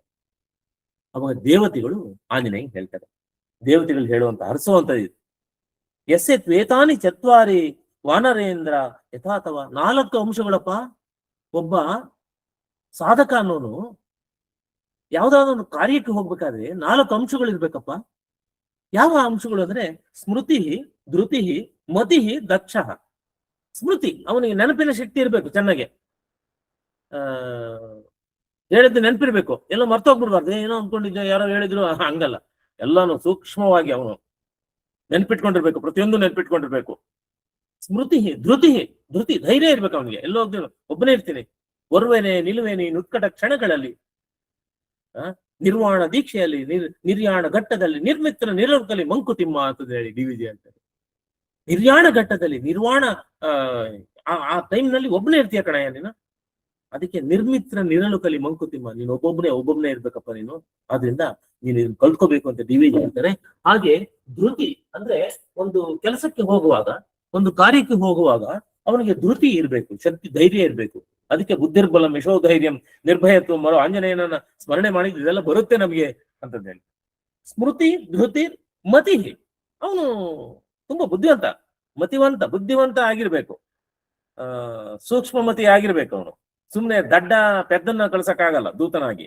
ಆದ್ರಿಂದ ನಿನಗೆ ಸ್ಮೃತಿ ಇದೆ, ಧೃತಿ ಇದೆ, ಮತಿ ಮನಸ್ಸಿದೆ ನಿನ್ಗೆ, ಬುದ್ಧಿವಂತಿಕೆ ಇದೆ. ಆಮೇಲೆ ದಕ್ಷ ನೀನು. ಯಾಕೆಂದ್ರೆ ಇವಾಗ ನೋಡಿದ್ವಲ್ಲ ನಾವು, ಮೈನಾಕನ ಹತ್ರ ಬಂದಿದ್ದು ನೀನು, ಆಮೇಲೆ ಸಮುದ್ರ ದೇವತೆ ಅವಳ ಹತ್ರ ಹೇಗೆ ನೀನು ಸೂಕ್ಷ್ಮ ಒಳಗೋಗಿ ಟಕ್ಕ ಅಂತ ಬಂದೆ. ಬಟ್ ಇಲ್ಲಿ ಆ ಕೆಲಸ ನಡೆಯಲ್ಲ, ಇವಳು ರಾಕ್ಷಸಿ, ಇವಳ ಸಂಹಾರ ಮಾಡದೇ ಸರಿ ಅಂತ ಹೇಳಿ ಆ ಒಂದು ಬುದ್ಧಿವಂತಿಕೆಯನ್ನು ಉಪಯೋಗಿಸಿ, ಸೂಕ್ಷ್ಮ ಬುದ್ಧಿಯನ್ನು ಉಪಯೋಗಿಸಿ ನೀನು ಅವಳನ್ನ ಸಂಹಾರ ಮಾಡ್ಬಿಟ್ಟೆ. ನಿನಗಾಗ್ಲಿ ಒಳ್ಳೇದಾಗ್ಲಿ, ದೇವತೆಗಳೆಲ್ಲ ಅವನಿಗೆ ಹರಿಸ್ತಾರೆ, ಹೇಳ್ತಾರೆ ನೀನು ಹೋಗು, ಒಳ್ಳೇದಾಗ್ಲಿ, ಕಾರ್ಯ ಸಾಧನೆ ಮಾಡು, ಇದನ್ನ ಒಳ್ಳೇದಾಗ್ತದೆ ನಿನ್ಗೆ. ಯಾಕೆಂದ್ರೆ ನಿನ್ನಲ್ಲಿ ಈ 4 ಗುಣಗಳು. ಅದಕ್ಕೆ ಹೇಳೋದು ಯಸ್ಯ ತ್ವೇತಾನಿ ಚತ್ವಾರಿ ವಾನರೇಂದ್ರೋ ಯಥಾತವ. ವಾನರೇಂದ್ರನೇ ನಿನಗೆ ಈ 4 ಗುಣಗಳಿದಾವೆ. ಯಾವುದು ಅಂದ್ರೆ ಸ್ಮೃತಿ ಧೃತಿ ಮತಿ ದಕ್ಷ ಸ ಕರ್ಮಸು ನಾ ಸೀದತಿ ಅಂತ ಅಂದ್ರೆ ನಿರಾಶೆ ಅಂತ. ಸೀದತಿ ಅಂದ್ರೆ ಸೀದತಿ, ನಿರಾಶೆ ಆಗಲ್ಲ. ಸಹ ಕರ್ಮಸು ಆ ಕೆಲಸ ಮಾಡೋದ್ರಿಂದ ನಿನಗೆ ಸೀದತಿ, ನಿನಗೆ ನಿರಾಶೆ ಆಗೋದಿಲ್ಲ. ಯಾವಾಗ ನಿನಗೆ ಈ 4 ಗುಣಗಳಿದ್ದಾಗ, ಸ್ಮೃತಿ ಧೃತಿ ಮತಿ ದಕ್ಷ. ಅಂದ್ರೆ ನಮ್ಮ ಈ ವಿಚಾರವನ್ನ ನಾವು ನಮ್ಮ ಕೆಲಸ ಕಾರ್ಯಗಳಿಗೆ ನಾವು ಅಳವಡಿಸ್ಕೊಂಡಾಗ, ಯಾವುದೋ ಒಂದು ಕಾರ್ಯಕ್ಷೇತ್ರದೊಳಗೆ ಒಂದು ಸಂಸ್ಥೆಯನ್ನ ನಾವು ಪ್ರತಿನಿಧಿಸ್ತಾ ಇರ್ತೇವೆ, ಯಾವುದೋ ಒಂದು ಕ್ಷೇತ್ರಕ್ಕೆ ಹೋಗಿರ್ತೇವೆ, ಯಾವುದೋ ಕೆಲಸ ಹೇಳಿರ್ತಾರೆ, ಅಲ್ಲಿ ಆ ಟೈಮ್ನಲ್ಲಿ ಒಬ್ಬೊಬ್ಬರೇ ಇರ್ಬೇಕಾದ್ರೆ ಯಾರೋ ಒಬ್ಬರು ಆಫೀಸರ್ ನೋಡ್ಬೇಕಾಗ್ತದೆ, ಇನ್ನೊಬ್ರು ಯಾರೋ CEO ನೋಡ್ಬೇಕಾಗ್ತದೆ. ಈ ರೀತಿಯಾಗಿ ವಿಚಾರ ಮಾಡ್ಬೇಕಾದ್ರೆ ಆ ಕ್ಷಣದೊಳಗೆ ಒಂದು ನಿರ್ಧಾರವನ್ನ ತೆಗೆದುಕೊಳ್ಬೇಕಾಗ್ತದೆ. ಸ್ಪಾಟ್ ಡಿಸಿಷನ್ಸ್ ಅಂತ ಹೇಳ್ತಾರೆ. ಅದಕ್ಕೆಲ್ಲ ಬಹಳ ಬುದ್ಧಿವಂತಿಕೆ ಬೇಕು. ಆದ್ರಿಂದ ಸ್ಮೃತಿ, ಜ್ಞಾಪಕ ಶಕ್ತಿ ಇರಬೇಕು. ಸ್ಮೃತಿ ಧೃತಿ ಮತಿ ದಕ್ಷ. ಈ ಸುಭಾಷಿತ ಈ 4 ಗುಣಗಳು ಇರಬೇಕು. ಯಾರಿಗೆ? ಸಾಧಕರಿಗೆ, ಸಾಧನೆ ಮಾಡೋರಿಗೆ, ಕಾರ್ಯಕ್ಷೇತ್ರದಲ್ಲಿ ತಮ್ಮನ್ನೇ ನಾವು ತೊಡಗಿಸಿಕೊಳ್ಳೋರಿಗೆ ಈ 4 ಗುಣಗಳು ಬಹಳ ಮುಖ್ಯವಾದಂಥದ್ದು ಅಂತ ಹೇಳಿ ಮೊದಲನೇ ಸರ್ಗದೊಳಗೆ ಹೇಳ್ಬಿಡ್ತಾರೆ. ಇನ್ನು ನಾವು 2ನೇ ಸುಭಾಷಿತ ನಾನು ಆರಿಸ್ಕೊಂಡಿರೋದು 11ನೇ ಸರ್ಗದ 41ನೇ ಶ್ಲೋಕ. ಇದು ಹೇಗಾಗ್ತದೆ ಅಂದ್ರೆ, ಆಂಜನೇಯ ಹೋಗ್ತಾನೆ, ಒಳಗೆ ಹೋಗ್ತಾನೆ, ಎಲ್ಲಿ ಲಂಕೆ ಒಳಗೆ ಹೋಗ್ತಾನೆ. ಲಂಕೆ ಒಳಗೆ ಹೋಗ್ಬೇಕಾದ್ರೂ ಕೂಡ ಅವನು ಎಡಗಾಲ ಇಟ್ಕೊಂಡು ಹೋಗ್ತಾನಂತೆ. ನೋಡಿ, ರಂಗನಾಥ್ ಶರ್ಮಾ ಅವರು ತಮ್ಮ ಬುಕ್ ನಲ್ಲಿ ಕರೆಕ್ಟ್ ಆಗಿ ಬಹಳ ಸ್ಪಷ್ಟವಾಗಿ ಬರೀತಾರೆ. ಆಂಜನೇಯ ಯಾಕೆ ಎಡಗಾಲ ಇಟ್ಕೊಂಡು ಹೋಗ್ತಾನೆ ಅಂದ್ರೆ, ಶತ್ರುಗಳ, ಈ ಜ್ಯೋತಿಷಿ ಶಾಸ್ತ್ರ ಪ್ರಕಾರ ಶತ್ರುಗಳ ವಲಯಕ್ಕೆ ಹೋಗ್ಬೇಕಾದ್ರೆ ನಾವು ಎಡಗಾಲ ಇಟ್ಕೊಂಡು ಹೋಗ್ಬೇಕಂತ. ನಾವು ಬಲಗಾಲಿಟ್ಟೆ ಪಾಸಿಟಿವ್ ಆಗ್ಬಿಡ್ತೀವಿ. ಅವರು ಇವಾಗ ನೋಡಿ, ಎಡಭಾಗದ ಇದು ಬ್ರೈನು ಈ ಟೆರರಿಸ್ಟ್ಗಳು ಜಾಸ್ತಿ ಆಕ್ಟಿವೇಟ್ ಆಗಿರ್ತದೆ. ಆ ರೀತಿಯಾದಂತ ಒಂದು ಅಂದ್ರೆ ಕ್ಷಾತ್ರ ಇರ್ತದೆ ಅಲ್ಲಿ ಅಂತ. ಈ ಬಲಗಡೆದು ಸೌಮ್ಯ, ನಮಗೆ ಸಾತ್ವಿಕತೆ ಜಾಸ್ತಿ. ಎಡಗಡೆ ಸ್ವಲ್ಪ ಕ್ಷಾತ್ರ, ಸ್ವಲ್ಪ ರಜಸ್ಸು ಅದು ಬರ್ತದೆ. ಅದು ಬೇಕು ನಮ್ಗೆ, ಕ್ಷಾತ್ರ ಬೇಕು. ನೀವು ಇದಕ್ಕೆಲ್ಲ ಈ ಸೈನಿಕರುಗಳೆಲ್ಲ ಸನ್ಯಾಸ, ನೀನು ಶಾಂತರಸವನ್ನು ಹೇಳ್ಬಾರ್ದು, ನಾವು ಅಲ್ಲಿ ಕ್ಷಾತ್ರನೇ ಹೇಳ್ಬೇಕು, ಧೈರ್ಯ ಹೇಳ್ಬೇಕು ಅವ್ರಿಗೆ. ಆ ರೀತಿಯಾಗಿ ಅದಕ್ಕೆ ನಿಮಗೆ ಗೊತ್ತಿರ್ಬೋದು, ನಿಮ್ಮಲ್ಲಿ ಸಾಕಷ್ಟು ಜನ ತಿಳಿದಂತವ್ರು ಇರ್ತೀರಾ. ಈ ಚಾಣಕ್ಯನ ಕೌಟಿಲ್ಯನ ಅರ್ಥಶಾಸ್ತ್ರದೊಳಗೆ ಇರೋದು ನಾನು ಹೇಳ್ತೀನಿ. ಅವನು ಪುರುಷಾರ್ಥಗಳು ಅಂತ ಹೇಳಿ ನಾವು ಏನ್ ಹೇಳ್ತೀವಿ, ಧರ್ಮ ಅರ್ಥ ಕಾಮ ಮೋಕ್ಷ. ಅವ್ರು ಮೋಕ್ಷ ಹೇಳೋದೇ ಇಲ್ಲ. ಕೌಟಿಲ್ಯ ಹೇಳೋದು ಧರ್ಮ ಅರ್ಥ ಕಾಮ ಮೂರೇ ಪುರುಷಾರ್ಥಗಳು ಅಂತ ಹೇಳೋದು. ಮೋಕ್ಷ ಯಾಕಯ್ಯ ನಿನ್ಗೆ? ಫಸ್ಟ್ ಇಲ್ಲಿ ಕರ್ಮಭೂಮಿಯಲ್ಲಿ ಇದೆಯಾ, ನೀನ್ ಕೆಲಸ ಮಾಡು, ಮೋಕ್ಷ ಬಗ್ಗೆ ಆಮೇಲೆ ಯೋಚನೆ ಮಾಡು ನೀನು, ಇವಾಗ ಏನು ಮಾಡ್ಬೇಡ ಅದನ್ನ ಅಂತ ಹೇಳಿ. ಅದನ್ನ ಅದು ಅದು ಬೇರೆ ವಿಚಾರ, ಅದನ್ನ ಡಿಸ್ಕಸ್ ಮಾಡೋದು ಇಲ್ಲಿ ಮಾಡೋದಕ್ಕಿಂತ ನಾವು ಇವಾಗ ಎರಡನೇ ಇದಕ್ಕೆ ಹೋಗ್ತೇವೆ. ಏನು? ಮನೋಹಿ ಹೇತು, ಮನೋಹಿ ಹೇತು ಸರ್ವೇಷಾಂ ಇಂದ್ರಿಯಾಣಾಂ ಪ್ರವರ್ತನೆ. ಮನೋಹಿ ಹೇತು ಸರ್ವೇಷಾಂ ಇಂದ್ರಿಯಾಣಾಂ ಪ್ರವರ್ತನೆ ಶುಭಾಸ್ವಸುಸ್ತಾಸು ತಕ್ಷಣೆ ಸುವ್ಯವಸ್ಥಿತಂ. ಇದು ಒಂದು ಸಂದರ್ಭ ಬರ್ತದೆ. ಏನು ಸಂದರ್ಭ? ಆಂಜನೇಯ ಹುಡುಕ್ತಾ ಹೋಗ್ತಾನೆ. ಹುಡುಕಿ ಹೋದಾಗ ಅವನು ಒಂದು ಅನುಮಾನ ಬರ್ತದೆ ಅವನಿಗೆ. ಅರಮನೆ ಒಳಗೆ ಎಲ್ಲೋ ಒಂದ್ ಕಡೆ ಇಟ್ಟಿರ್ತಾನೆ ರಾವಣ, ಬಂಧಿಸಿರ್ತಾನೆ ಅಂತ ಅನ್ಕೊಂಡು ಹೋಗ್ತಾನೆ. ಅಲ್ಲಿ ಹೋದ್ರೆ ಅವನಿಗೆ ಏನು ಅವನ ಅಂತಃಪುರ, ಅವನ ರಾವಣನ ಒಂದು ದರ್ಬಾರು, ಅವನು ಇದು ಐಷಾರಾಮಿ ಜೀವನ, ಅವನ ಮಂಚ, ಅವನ ಸುತ್ತಮುತ್ತ ಇರ್ತಕ್ಕಂಥ ಪರಿಚಾರಿಕೆಯರು ಅವರೆಲ್ಲ ಪಾನಮತ್ತರಾಗಿ, ಅಲ್ಲಿ ಹೊರಗಡೆ ಇದ್ದಂತ ವಿವಿಧ ಭಕ್ಷ್ಯಗಳು, ಮಾಂಸ, ಗೊಜ್ಜುಗಳು, ಇದೆಲ್ಲ ಏನು ಮಸಾಲೆ, ಅದು ಅಷ್ಟು ಚೆನ್ನಾಗಿ ವರ್ಣನೆ ಮಾಡ್ತಾರೆ ವಾಲ್ಮೀಕಿ. ಎಂಥ ಒಂದು ಇದು ಅಂದ್ರೆ ಆ ಸ್ತ್ರೀಯರೆಲ್ಲ ಅಸ್ತವ್ಯಸ್ತವಾಗಿ ಮಲ್ಕೊಂಡ್ಬಿಟ್ಟಿರ್ತಾರಂತೆ. ಯಾರೋ ಒಬ್ಳು ಮೃದಂಗ ತಪ್ಕೊಂಡು ಹಂಗೆ ಮಲ್ಕೊಂಡಿರ್ತಾರಂತೆ. ಯಾರೋ ಒಬ್ಬ ಕುಡಿದ್ಬಿಟ್ಟು ಆ ಮಧುವನ್ನ ಸ್ವೀಕಾರ ಮಾಡಿ ಹಂಗೆ ಮಲ್ಕೊಂಡ್ಬಿಟ್ಟಿರ್ತಾಳಂತೆ. ಇದನ್ನೆಲ್ಲ ನೋಡಿ ಅವನಿಗೆ ಒಂಥರ ಬೇಜಾರಾಗ್ತದೆ. ಸೊ ಎಂತ ಕೆಲಸ ಆಯ್ತಲ್ಲಪ್ಪ, ಅಯ್ಯೋ ಇದಂ ಖಲು ಮಮಾರ್ಥ್ಯಂ ಧರ್ಮಲೋಪಂ ಕರಿಷ್ಯತಿ. ಅಯ್ಯೋ ಧರ್ಮಲೋಪ ಆಗೋಯ್ತು, ನಾನು ಬ್ರಹ್ಮಚಾರಿ, ಅಯ್ಯೋ ನನ್ನಿಂದ ಅಪರಾಧ ಆಗೋಯ್ತು. ಅಯ್ಯೋ ಎಂತ ಕಾಮಂ ದೃಷ್ಟ ಮಯಾ ಸರ್ವ ವಿಶ್ವಸ್ತ ರಾವಣ ಸ್ತ್ರೀಯ ನಹಿಮೆ ಮನಸಃ. ಅಯ್ಯೋ ಎಂತ ಕೆಲಸ ಆಗೋಯ್ತಲ್ಲಪ್ಪ, ನಾನು ಕೇಳಿ ನಾನು ಬ್ರಹ್ಮಚಾರಿ ನನ್ನ, ಅಯ್ಯೋ ದೇವ್ರೆ ಇಂಥ ದೃಶ್ಯಗಳು ನೋಡ್ಬಿಟ್ನೆ ಅಂತ ಅವನಿಗೆ ಪಾಪ ಪ್ರಜ್ಞೆ ಕಾಡಕ್ ಶುರು ಆಗ್ಬಿಡುತ್ತೆ. ಛೆ ಇಂಥ ಬರಬಾರ್ದಾಗಿತ್ತು, ನಾನು ಇಲ್ಲಿ ಎಂತ ಕೆಲಸ ಆಗೋಯ್ತು, ನನ್ನಿಂದ ಪಾಪ ಆಗೋಯ್ತು, ಇಂಥ ಸ್ತ್ರೀಯರನ್ನೆಲ್ಲ ನೋಡ್ಬಿಟ್ನಲ್ಲ ನಾನು ಅಂತಂದೇಳಿ. ಆವಾಗ ಅವನಿಗೆ ಮನಸ್ಸಿಗೆ ಬರ್ತದೆ, ಅವನು ಹೇಳ್ಕೊಳ್ತಾನಂತೆ, ಮನೋಹಿ ಹೇತು ಸರ್ವೇಶಾಂ. ಮನಸ್ಸೇ ಅಲ್ವೇ, ಅದೇ ಕಾರಣ ಅಲ್ವೇ, ಮನೋಹೇತು ಅಂದ್ರೆ ಕಾರಣ. ಮನೋಹಿ ಹೇತು ಸರ್ವೇಶಾಂ ಇಂದ್ರಿಯಾಣಾಂ ಪ್ರವರ್ತನೆ ಶುಭ ಅಶುಭ ಸಮಸ್ತಾಸು ತಕ್ಷಣೆ ಸುವ್ಯವಸ್ಥಿತಂ. ಶುಭವಾಗ್ಲಿ ಅಶುಭವಾಗ್ಲಿ, ಅದೇನೇ ದೃಶ್ಯ ಇರ್ಲಿ, ಅದೆಂತದೇ ಇರ್ಲಿ, ಮನಸ್ಸು ತಾನೆ. ಮನಯೇವ ಮನುಷ್ಯಾಣಾಂ ಕಾರಣಂ ಬಂಧ ಮೋಕ್ಷಯೋಗು. ಮನವನಾಳುವುದು ಹಠದ ಮಗುವನಾಳುವನಯದೆ, ಇನಿತಿನಿದು ಸವಿ ಇಂಡಿಸ ಸವಿ ಕಥೆಗಳಿಂದೆ, ಅನುಕೂಲಿಸದು ಕೂಗು ಬಡಿತಗಳಿನದು, ಮನಸ್ಸಿತ್ತು ಇನಿತಿನಿತ ಮಂಕುತಿಮ್ಮ. ಮನಸ್ಸಿನ ಸ್ವಭಾವನೆ ಹಾಗೆ, ಅದು ಚಂಚಲತೆ, ಅದು ಹಠ ಮಾಡುವಂಥದ್ದು, ನನಗೆ ಬೇಕು ಅಂತಂದು ಹೇಳಿ ಅನ್ನೋದು. ಅದಕ್ಕೆ ಶಂಕರರು ಎನ್ನೇತಿ ನೇತಿ ವಚನೈಹಿ ನಿಗಮ ಅವೋಚುಹು ಅಂತ ಹೇಳಿದ್ದು ಅದನ್ನ. ಅದಕ್ಕೆ ಆಂಜನೇಯ ಹೇಳ್ಕೊಳ್ತಾನೆ, ಮನೋಹಿ ಹೇತು ಸರ್ವೇಶಾಂ ಇಂದ್ರಿಯಾಣಾಂ. ಎಲ್ಲ ಇಂದ್ರಿಯಗಳು ಗಲಾಟೆ ಮಾಡ್ಬೋದು. ಶಬ್ದ ಸ್ಪರ್ಶ ರೂಪ ರಸಗಂಧ, ಕಣ್ಣು ಮೂಗು ಕಿವಿ ನಾಲಿಗೆ ಚರ್ಮ ಎಲ್ಲವೂ ನನಗೆ ಬೇಕು ಅಂತ ಕೇಳುತ್ತೆ. ಅದು ಬೇಕು ಅಂತ ಕೇಳಿದಾಗ ನಾವು ಕೇಳಿದ ತಕ್ಷಣ ಕೊಟ್ಬಿಡದ?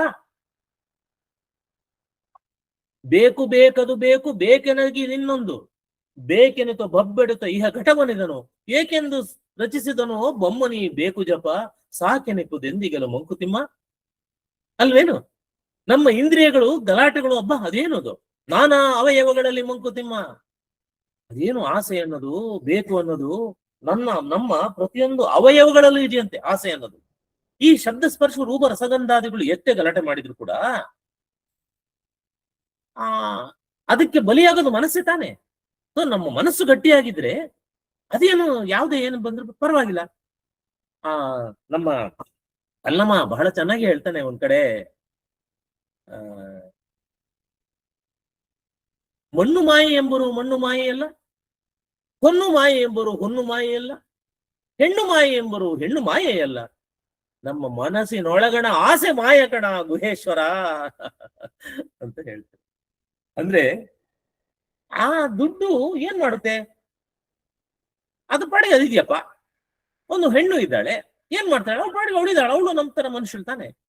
ಇವಾಗ ಭೂಮಿ ಎಲ್ಲ ಇದೆ, ಅದೇನು ನಮ್ಮನ್ನೇನು ಕಾಟ ಕೊಡುತ್ತೇನು? ಅದು ಕಾಟ ಕೊಡೋದು ಯಾವ್ದು? ಮನಸ್ಸು ತಾನೆ. ಆದ್ರಿಂದ ಆಂಜನೇಯ ಹೇಳ್ತಾನೆ ಮನೋಹಿ ಹೇತು ಸರ್ವೇಶಾಂ ಇಂದ್ರಿಯಾಣ. ಆದ್ರಿಂದ ಮನಸ್ಸನ್ನ, ಇಂದ್ರಿಯ ಪ್ರವೃತ್ತಿಗೆ ಮನಸ್ಸೇ ಕಾರಣ. ಮನಯೇವ ಮನುಷ್ಯಾಣ. ಆದ್ರಿಂದ ಇಲ್ಲಿ ನಾವು ಆ ಆಮೇಲೆ ಮನಸ್ಸನ್ನ ನಾವು ನಿಗ್ರಹಿಸಬೇಕು ಅನ್ನೋದು ಈ ಸುಭಾಷಿತದ ಅರ್ಥ.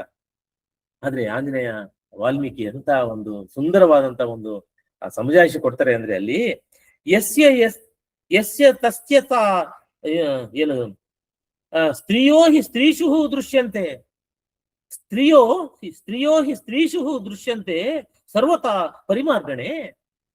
ಅಲ್ಲಪ್ಪ ಅಲ್ಲಿಗೆ ಸಮಜಾಯಿಷಿ ಕೊಡುವಂಥದ್ದು ಹೇಗಿದೆ ಅಂದ್ರೆ, ಅಲ್ಲಪ್ಪ ನೀನು ಇದು ಏನು ಮೃಗೇಶು ನ ಶಕ್ಯ ಪ್ರಮದ ನಷ್ಟ ಮೃಗೇಶು ಪರಿಮಾರ್ಗಿತಂ.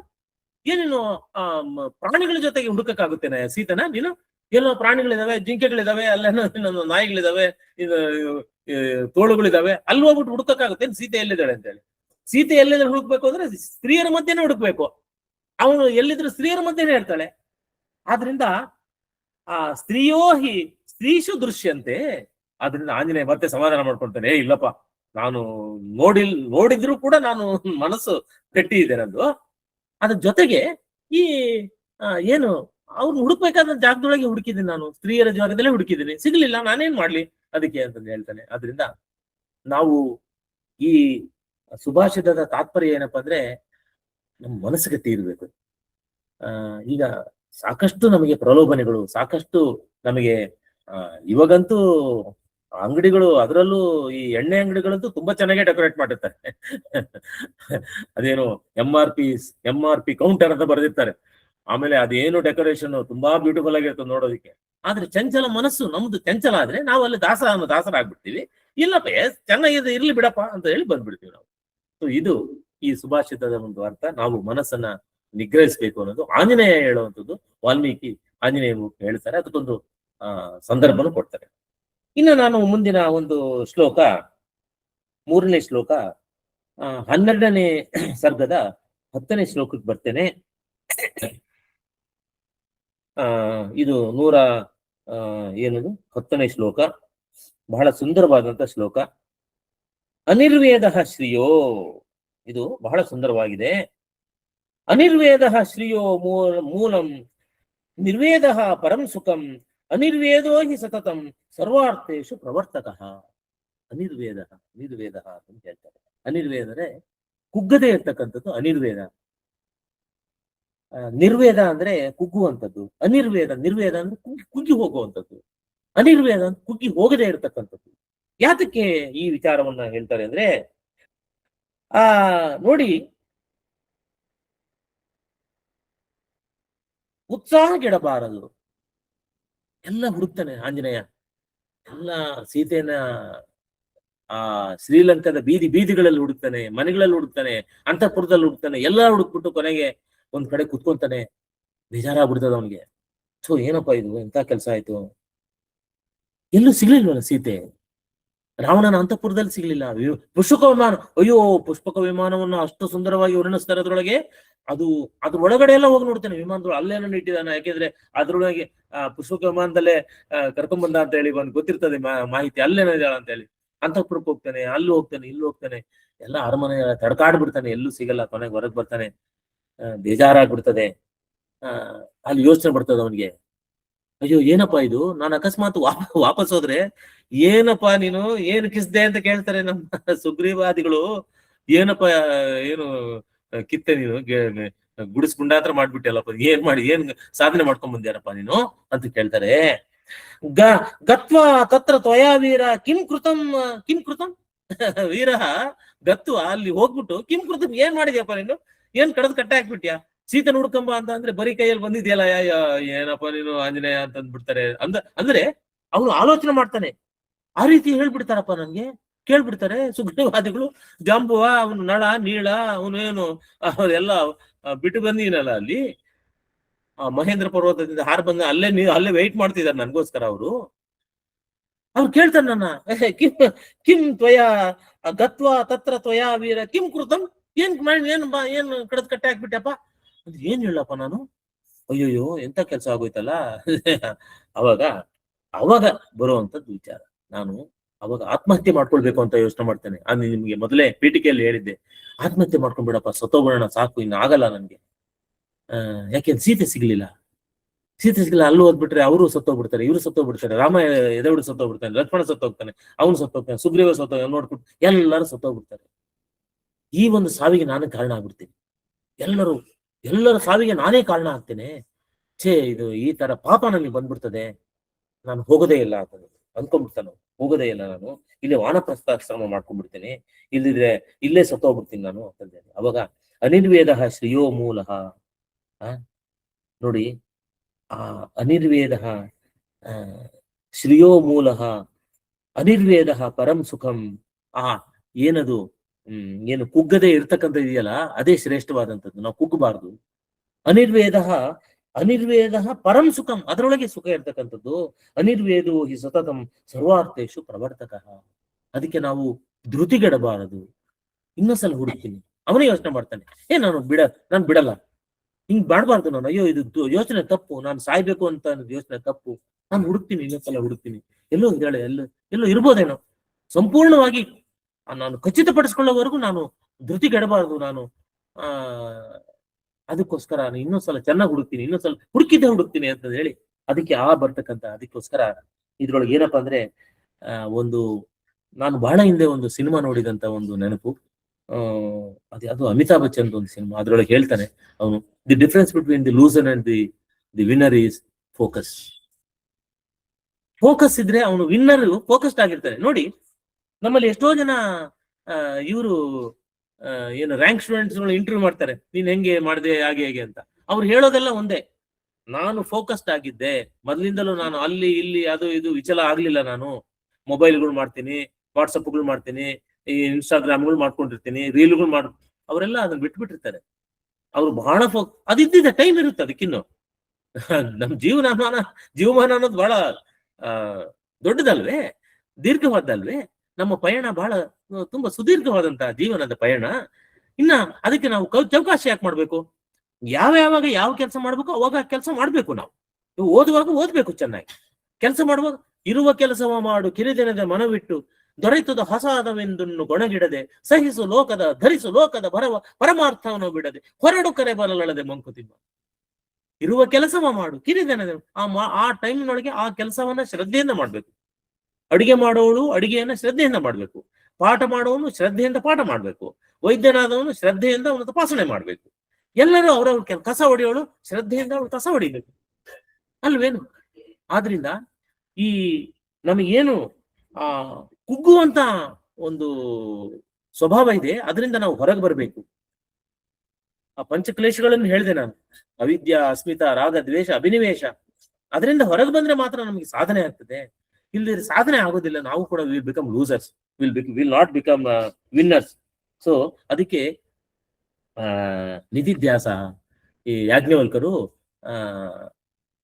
ಹೇಳುವಂತ ಮಾತು, ಶ್ರೋತವ್ಯೋ ಮಂತ್ರವ್ಯೋ ನಿಧಿಧ್ಯಾಸ, ಆತ್ಮೈವಾರೇ ದ್ರಷ್ಟವ್ಯ ಶ್ರೋತವ್ಯೋ ಮಂತ್ರವ್ಯೋ ನಿಧಿಧ್ಯಾಸಿತವ್ಯ. ಶ್ರವಣ ಮನನ ನಿಧಿಧ್ಯಾಸ. ಕೇಳಿಸ್ಕೊಳಪ್ಪ ನೀನು, ಅನುಭವಿಗಳು ಹೇಳುವಂಥದ್ದನ್ನ, ಗುರುಗಳು ಹೇಳುವಂಥದ್ದನ್ನ ಕೇಳ್ಕೊಂಡು, ಆಮೇಲೆ ಮನನ, ಅದನ್ನ ಚೆನ್ನಾಗಿ ಮನನ ಮಾಡ್ಕೊಂಡು, ನಿಧಿಧ್ಯಾಸ, ಒಂದು ಪಾಯಿಂಟಿಗೆ ಬಂದ್ಬಿಡಪ್ಪ, ಫೋಕಸ್ ಇದು ಇದಮಿತ್ತಮ್. ಅವಾಗ ನೀನು ಸಾಧಕನಾಗ್ತೀಯಾ. ಇಲ್ಲಿ ಏನು ಕೇಳಿಸ್ಕೊಳ್ಳೋದೇ ಇಲ್ಲ.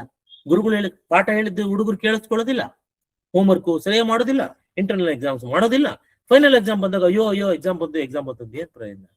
ಊರೆಲ್ಲ ಹಾಳಾಗೋದ್ಮೇಲೆ ಊರ್ ಬಾಗಿಲು ಹಾಕಿದ್ರು, enough water has gone under the bridge ಅಂತ ಹೇಳ್ಬಿಟ್ಟು. ಅದಕ್ಕೆ ನಾವು ಮಾಡೋಕೆ ಆಂಜನೇಯ ಅದಕ್ಕೆ ಅವನು ಇಂಟ್ರಾಸ್ಪೆಕ್ಟ್ ಮಾಡ್ಕೊಂತಾನೆ, ಅಯ್ಯೋ ನನ್ನಿಂದ ಇನ್ನೂ ಒಂದಿಷ್ಟು ಡಿಫಿಷಿಯನ್ಸಿ ಇರಬಹುದು, ಹುಡುಕಿಲ್ದೆ ಇರ್ತಕ್ಕಂಥ ಜಾಗ ಇರಬಹುದು. ಇಂಥ ಒಂದು ದೊಡ್ಡ ಒಂದು ವಿಶಾಲವಾದಂತಹ ನಗರ ಅದು, ರಾವಣನ ಏನು ರಾಜಧಾನಿ ಅದು, ಶ್ರೀಲಂಕಾ, ಲಂಕಾ ಪಟ್ಟಣ, ಅಲ್ಲಿ ಇನ್ನೂ ಹುಡುಕ್ತೀನಿ, ಬೇರೆ ಸಿಗಬಹುದೇನೋ. ಸಂಪೂರ್ಣವಾಗಿ ನಿರ್ಧಾರ ಆಗೋವರೆಗೂ ನಾನೇನು ಇದಳೋ ಇಲ್ವೋ ಅನ್ನೋ ನಿರ್ಧಾರ ಆಗೋವರೆಗೂ ನಾವು ಬೇರೆ ಏನು ಯೋಚನೆ ಮಾಡಬಾರ್ದು ಅಂತಂದೇಳಿ ಅನಿರ್ವೇದ ಶ್ರೇಯೋ ಮೂಲ. ಅಂದ್ರೆ ನಾವು ಕುಗ್ಗದೇ ಇರ್ತಕ್ಕಂಥ ಸ್ವಭಾವ ನಾವು ಬೆಳೆಸ್ಕೊಂಡ್ರೆ ಅವಾಗ ನಾವು ಮುಂದುವರಿಬಹುದು, ನಮ್ಮ ಪ್ರಯಾಣ ಸುಖವಾಗಿರ್ತದೆ, ನಾವು ಸಾಧಕರಾಗ್ತೀವಿ ಅಂತ. ನನ್ನ ಇನ್ನ 4ನೇ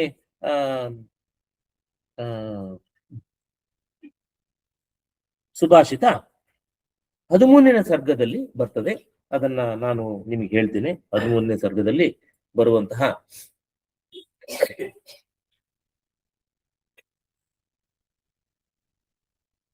ವಿನಾಶೇ ಬಹವೋ ದೋಷ, ವಿನಾಶೇ ಬಹವೋ ದೋಷ, ಜೀವನ್ ಭದ್ರಾಣಿ ಪಶ್ಯತಿ, ತಸ್ಮಾತ್ ಪ್ರಾಣಾನ್ ಧರಿಷ್ಯಾಮಿ, ಧ್ರುವೋ ಜೀವತಿ ಸಂಗಮಃ. ಧ್ರುವೋ ವಿನಾಶೇ ಬಹವೋ ದೋಷ. ವಿನಾಶ ಕಾಲದೊಳಗೆ ಸಾಕಷ್ಟು ತೊಂದರೆಗಳು ಬರ್ತವೆ. ನಮಗೆ ಧೃತಿಗೆಡುವಂತಹ, ನಮಗೆ ಚಾಲೆಂಜ್ ಮಾಡುವಂತಹ, ನಮ್ಮನ್ನ ಕುಗ್ಗಿಸುವಂತಹ ವಿಚಾರಗಳು ಬರ್ತವೆ. ವಿನಾಶೇ ಬಹವೋ ದೋಷ, ಜೀವನ್ ಭದ್ರಾಣಿ ಪಶ್ಯತಿ. ಆದ್ರೆ ನಾವು ಶುಭವನ್ನೇ ಯೋಚನೆ ಮಾಡ್ಬೇಕಂತೆ. ತಸ್ಮಾತ್ ಪ್ರಾಣಾನ್ ಧರಿಷ್ಯಾಮಿ ಧರಿಷ್ಯಾಮಿ, ಧ್ರುವೋ ಜೀವತಿ ಸಂಗಮಃ. ಇದು ಬಹಳ ಸುಂದರವಾದಂತಹ ಆಂಜನೇಯ. ಇದಾದ್ಮೇಲೆ ನಾನು ಹುಡುಕ್ತೀನಿ ಅಂತ ಅಂದಾಗ, ಹುಡುಕ್ತೀನಿ ಇನ್ನೂ ಹುಡುಕ್ತೀನಿ ಅಂದಾಗ ಮತ್ತೆ ಅವನಿಗೆ ಯೋಚನೆ ಆಗ್ತದೆ. ಎಲ್ಲಾ ಕಡೆ ಮತ್ತೆ ಅವಳು ಸಿಗೋದೇ ಇಲ್ಲ. ಅಲ್ಲಿ ಸಿಗಲ್ಲ, ಇಲ್ಲಿ ಸಿಗಲ್ಲ, ಎಲ್ಲೂ ಸಿಗಲ್ಲ. ಮತ್ತೆ ಇನ್ನೊಂದ್ಸಲ ಹುಡ್ಕೊಂಡ್ ಬರ್ತಾನೆ ಆ ಪುಷ್ಪಕ ವಿಮಾನ. ಅವಾಗ ಅವನಿಗೆ ಅನಿಸು, ವಾನಪ್ರಸ್ಥೋ ಭವಿಷ್ಯಾಮಿ, ವಾನಪ್ರಸ್ಥ ಆಶ್ರಮಕ್ಕೆ ಹೋಗ್ಬಿಡ್ತೀನಿ ನಾನು. ಎಲ್ಲ ತಪಸ್ ಮಾಡು, ಅಲ್ಲೇ ಇದ್ಬಿಡ್ತೀನಿ. ಯಾವ್ದೋ ಇಲ್ಲೇ ಎಲ್ಲೋ ಶ್ರೀಲಂಕಾದ ಸುತ್ತ ಇರ್ತಕ್ಕಂಥ ಕಾಡಿನಲ್ಲಿ ಇದ್ಬಿಡ್ತೀನಿ ನಾನು. ಇಲ್ದಿದ್ರೆ ಚಿತಾಂ ಕೃತ್ವ ಪ್ರವೇಕ್ಷಾಮಿ, ಚಿತಾಂ ಕೃತ್ವ, ಬೆಂಕಿಯನ್ನ ಮಾಡ್ಬಿಟ್ಟು ದಹಿಸ್ಕೊಂಡ್ಬಿಡ್ತೀನಿ ನನ್ನೇ ನಾನು. ಅಂದ್ರೆ ಸತ್ತೋಗ್ಬಿಡ್ತೀನಿ, ಸುಟ್ಕೊಂಡ್ಬಿಡ್ತೀನಿ ನನ್ನೇ ನಾನು ಅಂತ ಹೇಳಿ ಯೋಚನೆ ಮಾಡ್ತಾನೆ. ಅದು 41-42ನೇ ಶ್ಲೋಕದೊಳಗೆ ವಾಲ್ಮೀಕಿ ಬಹಳ ಸುಂದರವಾಗಿ ವರ್ಣನೆ ಮಾಡಿ, ವಾನಪ್ರಸ್ಥೋ ಭವಿಷ್ಯಾಮಿ, ವಾನಪ್ರಸ್ಥ ಆಗ್ಬಿಡ್ತೀನಿ ನಾನು. ಅಥವಾ ಚಿತಾಂ ಕೃತ್ವ ಪ್ರವೇಕ್ಷಾಮಿ, ಚಿತೆಯನ್ನ ಮಾಡಿ ಅದ್ರೊಳಗೆ ಪ್ರವೇಶ ಮಾಡ್ಬಿಡ್ತೀನಿ. ಸಾಕಾಯ್ತಪ್ಪ ನನ್ಗೆ, ಹುಡುಕಿ ಸಾಕಾಯ್ತು, ಎಲ್ಲೂ ಸಿಗ್ಲಿಲ್ಲ ಸೀತೆ, ನಿರಾಶೆ ಆಗ್ಬಿಟ್ಟ ಅವನು. ಮೊದಲು ಫಸ್ಟ್ ಅರ್ಧ ಹುಡ್ಕೊಂಡ್ ಬರ್ತಾನೆ. ಅವಾಗ ಅವನು ಹೇಳ್ತಾನೆ, ಇಲ್ಲ ಹುಡುಕ್ಬೇಕು, ಅನಿರ್ವೇದ ಶ್ರೀಯೋ ಮೂಲಃ, ಇಲ್ಲ ಹುಡುಕ್ಬೇಕು ನಾನು ಅಂತ. ಮತ್ತೆ ಹುಡುಕ್ತಾನೆ, ಮತ್ತೆ ಸಿಗೋದಿಲ್ಲ, ಮತ್ತೆ ನಿರಾಶೆ ಆಗ್ತಾನೆ. ಅಂದ್ರೆ ಇಲ್ಲಿ ನಾವು ಸೂಕ್ಷ್ಮವಾಗಿ ಗಮನಿಸ್ಬೇಕು. ಮರಳಿ ಯತ್ನವ ಮಾಡು. ನಾವು ಮತ್ತೆ ಪ್ರಯತ್ನ ಮಾಡಬೇಕು, ಮತ್ತೆ ಪ್ರಯತ್ನ ಮಾಡ್ಬೇಕು. ನೋಡಿ, ಪ್ರಕೃತಿಯಲ್ಲಿ ನಿರಂತರತೆ, ಆ ಚೈತನ್ಯ ನಾನು ನೋಡ್ತೀನಿ. ನಾನು ಹೂ ಬಿಡಿಸುವಾಗ ಹೂ ಗಿಡಗಳು ಕೆಲವರು ಹೊರಗಡೆಯಿಂದ ಬಂದು ಆ ಹೂವು ಕೊಯ್ಕೊಳ್ಳುವಂತ ರಭಸದೊಳಗೆ ಕೆಲವು ಟೊಂಗಿಗಳು ಕಟ್ಟಾಗ್ಬಿಡ್ತವೆ. ಅರ್ಧ ಕಟ್ಟಾಗಿ ಟಪಕ್ ಅಂತ ಹೇಳಿ ಅದು ಬಾಗಿ, ಅದು ಅರ್ಧ ಕತ್ತರಿಸಿ ಹೋಗಿರ್ತದೆ. ಅದರ ಒಂದು ಸೊಂಟ, ಕೊನೆಯ ಸೊಂಟ ಅದು ಬಾಗಿರ್ತದೆ. ಆದ್ರೆ ಎಂತ ಒಂದು ಪ್ರಕೃತಿ ಎಷ್ಟು ಒಂದು ಕೊಡ್ತಾಳೆ ನಮಗೆ, ಕೊಡುವುದೇ ಪ್ರಕೃತಿಯ ಸ್ವಭಾವ ಅನ್ನೋದಕ್ಕೆ. ಆ ಅರ್ಧ ಮುರಿದ ಆ ಕೊನೆಯಲ್ಲಿ ಮುಗ್ಗಿದ್ರೆ ಅದು ನಾಳೆ ಬೆಳಿಗ್ಗೆ ಹೂವಾಗಿ ಅರಳ್ತದೆ. ತಗೊಳಪ್ಪ, ನಾನು ಸಾಯ್ತಾ ಇದ್ದೀನಿ, ಆದ್ರೆ ಈ ಹೂವನ್ನ ತಗೋ ಅಂದ್ರೆ ಕೊನೆಯವರೆಗೂ ನಾನು ಏನಾದ್ರೂ ಕೊಡ್ತೀನಿ ನಾನು. Let me keep giving to the world. ಆ ಒಂದು ಪರಿಭಾವನೆ ಇದೆಯಲ್ಲ, ಅದು ವಿಶೇಷವಾದಂಥದ್ದು. ಇದು ಪ್ರಕೃತಿ ದತ್ತವಾದಂಥದ್ದು ಅಂತಂದ ಹೇಳಿ ಆವಾಗ ಆಂಜನೇಯ ಹೇಳ್ತಾನಲ್ಲ, ನಾನು ವಾನಪ್ರಸ್ಥೋ ಭವಿಷ್ಯಾಮಿ, ಅಯ್ಯೋ ವಾನಪ್ರಸ್ಥಾಶ್ರಮಕ್ಕೆ ಹೋಗ್ಬಿಡ್ತೀನಿ ನಾನು. ಇಲ್ಲದೆ ಚಿತಾಂ ಕೃತ್ವ ಪ್ರವೇಕ್ಷಾಮಿ, ಚಿತೆಯನ್ನ ನಾನು ಸೇರ್ಬಿಟ್ಟು ಸುಟ್ಕೊಂಡ್ಬಿಡ್ತೀನಿ ಅಂದಾಗ ಅವಾಗ ಇನ್ನೊಂದ್ಸಲ ಅವನಿಗೆ ಆಗ್ತಕ್ಕಂಥ ಒಂದು ರಿಯಲೈಸೇಷನ್ ಏನು ಅಂತ ಅಂದ್ರೆ, ವಿನಾಶೇ ಬಹವೋ ದೋಷ. ವಿನಾಶ ಕಾಲದೊಳಗೆ ತುಂಬಾ ದೋಷಗಳೇ ಜಾಸ್ತಿ. ಅಲ್ಲಿ ಎಲ್ಲ ಚೆನ್ನಾಗೆಲ್ಲಿರ್ತದೆ, ವಿನಾಶ ಅಂದ್ರೆ ವಿನಾಶನೇ. ಅದು ಅಲ್ಲಿ ಒಳ್ಳೇದೇನೂ ಇರೋದಿಲ್ಲ. ವಿನಾಶ ಸರ್ವನಾಶವೇ. ವಿನಾಶೇ ಬಹವೋ ದೋಷ, ಜೀವನ್ ಭದ್ರಾಣಿ ಪಶ್ಯತಿ. ಆದ್ರೆ ನಾವು ಜೀವನವನ್ನ ಶುಭವಾಗಿ ನೋಡ್ಬೇಕಂತೆ, ಎಲ್ಲವೂ ಶುಭವಾಗಿ ನೋಡ್ಬೇಕು ನಾವು. ತಸ್ಮಾತ್ ಪ್ರಾಣಾನ್ ಧರಿಷ್ಯಾಮಿ, ಆದ್ರೆ ಪ್ರಾಣ ಬಿಡೋದಿಲ್ಲ. ಅದಕ್ಕೋಸ್ಕರ ನಾನು ಪ್ರಾಣ ಕಳ್ಕೊಳ್ಬೇಕು ಅಂತ ಇದ್ನಲ್ಲ, ಇನ್ನು ಪ್ರಾಣ ಕಳ್ಕೊಳ್ಳಲ್ಲಪ್ಪ ನಾನು. ತಸ್ಮಾತ್ ಪ್ರಾಣಾನ್ ಧರಿಷ್ಯಾಮಿ, ಧ್ರುವೋ ಜೀವತಿ ಸಂಗಮ. ಏನು ಡೆಫಿನೆಟ್ ಆಗಿ ಸಂಗಮ ಅಂದ್ರೆ ಹಾಗೆ ಆಗ್ತದೆ. ನನ್ಗೆ ಸೀತೆ ಸಿಕ್ಕಳೆ. ಧ್ರುವೋ ಜೀವತಿ ಸಂಗಮ, ಭದ್ರಾಣಿ ಪಶ್ಯತಿ, ಜೀವನ್ ಭದ್ರಾಣಿ ಪಶ್ಯತಿ, ಶುಭವನ್ನೇ ನೋಡ್ಬೇಕು. ಆದ್ರಿಂದ ಯಾವತ್ತ ಒಂದಲ್ಲ ಒಂದ್ ದಿವಸ ಸಂಗಮ, ಧ್ರುವೋ ಸಂಗಮ, ನಿರ್ದಿಷ್ಟವಾಗಿ ಹಾಗೆ ಆಗ್ತದೆ. ನಾವು ಬದುಕಿದ್ರೆ ಸಾಧನೆ ಮಾಡ್ಬೋದು, ಆದ್ರೆ ನಾವೇ ಇಲ್ಲ ಅಂದ್ರೆ ಏನ್ ಸಾಧನೆ ಮಾಡುದು? ನಮ್ಮ ಗುರುಗಳು ಒಂದು ಮಾತು ಹೇಳಿದಂತಂದ್ರೆ ನಾನು ಯಾವಾಗ್ಲೂ ನೆನೆಸ್ಕೊಳ್ತಾ ಇರ್ತೀನಿ. ಸಾವಿರಾರು ವಿದ್ಯಾರ್ಥಿಗಳಿಗೆ ಹೇಳಿದ್ದೀನಿ. ನನ್ನ ಯೋಗ ಮಾತೆ ಗುರುಮಾತಾ ವನಿತಕ್ಕ ಅವ್ರು ಹೇಳಿದಂತ ಮಾತು ನನಗೆ. ನಾನು ತುಂಬಾ ಕಷ್ಟದಲ್ಲಿದ್ದೆ, ಇವಾಗ ಏನೋ ಟೆನ್ಷನ್ ಇತ್ತು, ಏನೋ ತೊಂದರೆ ಇತ್ತು. ನಮ್ಮ ಯೋಗ ಮಾತು ಹೇಳಿದ ಮಾತು. ಮಾಡ್ತೀರಾ, ಯಾಕೆ ಚಿಂತೆ ಮಾಡ್ತೀರಾ? ನಮ್ಮ ಜೀವನವೇನೆ ಶಾಶ್ವತ ಅಲ್ಲ, ನನ್ನ ಸಮಸ್ಯೆ ಶಾಶ್ವತ ಆಗುತ್ತಾ? ನಾವೇ ಇರೋದಿಲ್ಲ ಕಣಪ್ಪ, ನಾವೇ ಒಂದ್ ದಿವ್ಸ ಹೋಗ್ಬಿಡ್ತೀವಿ. ಜಾತಸ್ಯಾಹಿ ಧ್ರುವೋ ಮೃತ್ಯು ಧ್ರುವಂ ಜನ್ಮ ಮೃತಸ್ಯ ಚ ತಸ್ಮಾತ್ ಅಪರಿಹಾರಾರ್ತೆ ನತ್ವಂ ಶೋಚಿತುಂ ಅರ್ಹಸಿ. ಕೃಷ್ಣ ಹೇಳ್ತಾನಲ್ಲ ಭಗವದ್ಗೀತೆನಲ್ಲಿ, ಅರ್ಜುನ, ಜಾತಸ್ಯಾಹಿ ಧ್ರುವಂ ಮೃತ್ಯು, ಸಾಯಲೇಬೇಕಣಯ್ಯ, ಹುಟ್ಟಿದವನು ಸಾಯಲೇಬೇಕು. ಧ್ರುವಂ ಜನ್ಮ ಮೃತಸ್ಯ ಚ, ಅವನು ಸತ್ತನ್ ಮತ್ತೆ ಹುಟ್ಟತಾನೆ. ತಸ್ಮಾತ್ ಅಪರಿಹಾರಾರ್ತೆ, ಅದರಿಂದ ಪರಿಹಾರ ಇಲ್ಲದೆ ಇರ್ತಕ್ಕಂಥ ಅಪರಿಹಾರ ಇದು. ತಸ್ಮಾತ್ ಅಪರಿಹಾರ, ಪರಿಹಾರ ಇಲ್ಲದೆ ಇರ್ತಕ್ಕಂಥ ವಿಚಾರನ ನತ್ವಂ ಶೋಚಿತ ಮರ್ಸಿ, ಯಾಕಪ್ಪ ನೀನು ಯೋಚನೆ ಮಾಡ್ತೀಯ? ಪುನರಪಿ ಮರಣಂ ಪುನರಪಿ ಜನನಂ ಪುನರಪಿ ಮರಣಂ ಪುನರಪಿ ಜನರಿ ಜಠರೇ ಶಯನಂ ಇಹ ಸಂಸಾರೇ ಬಹು ದುಸ್ತಾರೆ ಕೃಪಯಾ ಪಾರೇ ಪಾಹಿ ಮುರಾರೇ ಭಜ ಗೋವಿಂದಂ ಭಜ ಗೋವಿಂದಂ ಗೋವಿಂದಂ ಭಜ ಮೂಢಮತೆ. ಅಲ್ವೇನು? ಶಂಕರರು ಹೇಳಿದ್ದು ಅದೇ, ವೇದವ್ಯಾಸರು ಹೇಳಿದ್ದು ಅದೇ, ಈ ವಾಲ್ಮೀಕಿ ಹೇಳ್ತಿರೋದು ಅದೇ. ಜೀವನ್ ಭದ್ರಾಣಿ ಪಶ್ಯತಿ. ಆದ್ರಿಂದ ಆ ಧ್ರುವೋ ಜೀವತಿ ಸಂಗಮಃ. ಇನ್ನೊಂದ್ಸಲ ಹೇಳ್ಬಿಡ್ತೀನಿ ಶ್ಲೋಕನ. ವಿನಾಶೇ ಬಹವೋ ದೋಷಾಃ, ವಿನಾಶೇ ಬಹವೋ ದೋಷ, ಜೀವನ್ ಭದ್ರಾಣಿ ಪಶ್ಯತಿ, ತಸ್ಮಾತ್ ಪ್ರಾಣಾನ್ ಧರಿಷ್ಯಾಮಿ ಧ್ರುವೋ ಜೀವತಿ ಸಂಗಮಃ. ಬದುಕಿರದೇ ಆದ್ರೆ, ನಾವು ಆ ಜೀವ ಇಟ್ಕೊಂಡಿದ್ರೆ ಏನೋ ಒಂದು ಹಾಗೆ ಆಗ್ತದೆ. ಜೀವತಿ ಸಂಗಮಃ, ಅದರಿಂದ ನಾವು ವಿನಾಶೇ ಬಹವೋ ದೋಷಾಃ, ವಿನಾಶದಲ್ಲಿ ದೋಷ ಇದ್ದೇ ಇರ್ತದೆ, ತೊಂದರೆಗಳು ಇದ್ದೇ ಇರ್ತದೆ, ಆದ್ರೆ ಅದನ್ನ ಮೀರ್ಬೇಕು ನಾವು ಅನ್ನೋದು ಈ ಪದ್ಯದ ತಾತ್ಪರ್ಯ ಆಗಿತ್ತು. ಈಗ ನಾವು ವಿನಾಶೇ ಬಹವೋ ದೋಷ ಆದ್ಮೇಲೆ ಮುಂದಿನ ಒಂದು ಸುಭಾಷಿತ 34ನೇ ಸರ್ಗದ 6ನೇ ಶ್ಲೋಕ. 34ನೇ. ಯಾರ ಅಕಸ್ಮಾತ್ ನಾನು ಇದನ್ನ ಯಾಕೆ ರಿಪೀಟ್ ಮಾಡ್ತೀನಿ ಅಂದ್ರೆ, ಒಂದ್ ವೇಳೆ ಕೆಲವರು ತುಂಬಾ ಮೇಧಾವಿಗಳು ಬುದ್ಧಿವಂತರು ಇರ್ತಾರೆ. ಯಾಕೆಂದ್ರೆ ಯಾವ ಆಡಿಯನ್ಸ್ ನಾನು ಅಂಡರ್ ಎಸ್ಟಿಮೇಟ್ ಮಾಡೋದಿಲ್ಲ. ಎಲ್ಲಾ ಆಡಿಯನ್ಸು ನಮಗಿಂತ ಬುದ್ಧಿವಂತರೇ ಅಂತ ಅನ್ಕೊಂಡೆ ನನಗೆ ಈ ಅವಕಾಶ ಸಿಕ್ಕಿದ್ರೆ ನಾನು ಹೇಳ್ತೀನಿ ಅಷ್ಟೇ. ಅದ್ಬಿಟ್ರೆ ಬೇರೆ ಇನ್ನೇನಿಲ್ಲ. ನನಗಿಂತಲೂ ತುಂಬಾ ಜಾಣರು, ಬುದ್ಧಿವಂತರು, ಗೊತ್ತಿರೋರು ಇರ್ತಾರೆ. ಅದರಿಂದ ಆ ನಂಬಿಕೆ ನನಗೆ. ಈ 34ನೇ ಸರ್ಗದ 6ನೇ ಶ್ಲೋಕದಲ್ಲಿ ಏನ್ ಹೇಳ್ತಾರೆ ಅನ್ನೋದನ್ನ, ಕಲ್ಯಾಣಿ ಬತ ಗಾಥೇಯಂ, ಕಲ್ಯಾಣಿ ಬತ ಗಾಥೇಯಂ ಲೌಕಿಕಿ ಪ್ರತಿಭಾತಿಮಾ ಏತಿ ಜೀವಂತಂ ಆನಂದೋ ನರಂ ವರ್ಷ ಶತಾದಪಿ. ಇದು ಸೀತೆ ಹೇಳುವಂತ ಮಾತು. ಬಹಳ ಮಾರ್ಮಿಕವಾಗಿ, ಸುಂದರವಾಗಿ ಹೇಳ್ತಾಳೆ. ಅವಳಿಗೆ ನಿರಾಶೆ ಆಗ್ಬಿಟ್ಟಿರ್ತದೆ. ಅದಕ್ಕೆ ನಾನು ಹೇಳಿದೆ ಪ್ರಾರಂಭದಲ್ಲೇ, ಸುಂದರಕಾಂಡ ಯಾಕೆ ಸುಂದರಕಾಂಡ, ಅದನ್ನ ಕಷ್ಟದಲ್ಲಿರೋರು ಯಾಕೆ ಓದ್ತಾರೆ ಅಂತ ಅಂದ್ರೆ ಇದೇ ಕಾರಣಕ್ಕೆ. ಯಾರಿಗೆ ಜೀವಮಾನ ಸಾಕಪ್ಪ, ನನಗೆ ಸಾಕಪ್ಪ, ಅಯ್ಯೋ ನಾನು ಬದುಕಿದ್ದು ವ್ಯರ್ಥ ಕಣಯ್ಯ, ಸತ್ತೋಗ್ಬೇಕು ಅಂತ ಅನ್ನೋರು ಈ ಸುಂದರಕಾಂಡ ಓದ್ಬೇಕು. ಅವಾಗ ನಮ್ಗೆ ಜೀವ ಬದುಕಿರ್ಬೇಕು. ನಾನು ಈಗ ತಾನೇ ಹೇಳಿದ್ನಲ್ಲ ಅಲ್ವಾ, ಜೀವಮಾನ ಎಷ್ಟು ಬಹಳ ಮುಖ್ಯವಾದಂಥದ್ದು ಅಂತಂದು ಹೇಳಿ. ಹಾಗೆ ಈ ಸೀತೆ ಕೂಡ ರಾವಣ ಬಂದು ಚೆನ್ನಾಗಿ ಅವಳಿಗೆ ಬಾಯಿಗೆ ಬಂದಂಗೆ ಬೈದ್ಬಿಡ್ತಾನೆ. ಅವಳಿಗೆ, ನೀನು ಈ ತರ ಇಲ್ಲ, ಸರಿ ಇಲ್ಲ, ನಿನ್ನ ಹೆದರ್ಸ್ಬಿಡ್ತಾನ ಅವನು. ನಿನ್ ಸಾಯಿಸ್ಬಿಡ್ತೀನಿ, ಎಲ್ಲ ನಾಯಿ ನರಿಗಳಿಗೆ ಹಾಕ್ಬಿಡ್ತೀನಿ ನಿನ್ ಮಾಂಸ ಎಲ್ಲ, ನೀನ್ ಒಪ್ಕೊಳ್ಬೇಕು, ನೀನು ಒಪ್ಕೋ. ನೀನು ಫಸ್ಟ್ ಬೆಳಗಿನ ಜಾವ ನೀನ್ ಕನಸು ಬೀಳುತ್ತೆ. ಅದೇನು ಕನಸು ಪಾಪ, ಸಡನ್ ಆಗಿ ಕನಸು ಬಿದ್ಬಿಡ್ತದೆ, ಯಾರೋ ಬಂದಿದ್ದಾರೆ, ಏನೋ ಇದಾಗ್ತಾ ಇದೆ ಅಂತ. ಅವಾಗ ಸೀತೆಗೆ ತುಂಬಾ ಬೇಜಾರಾಗುತ್ತದೆ.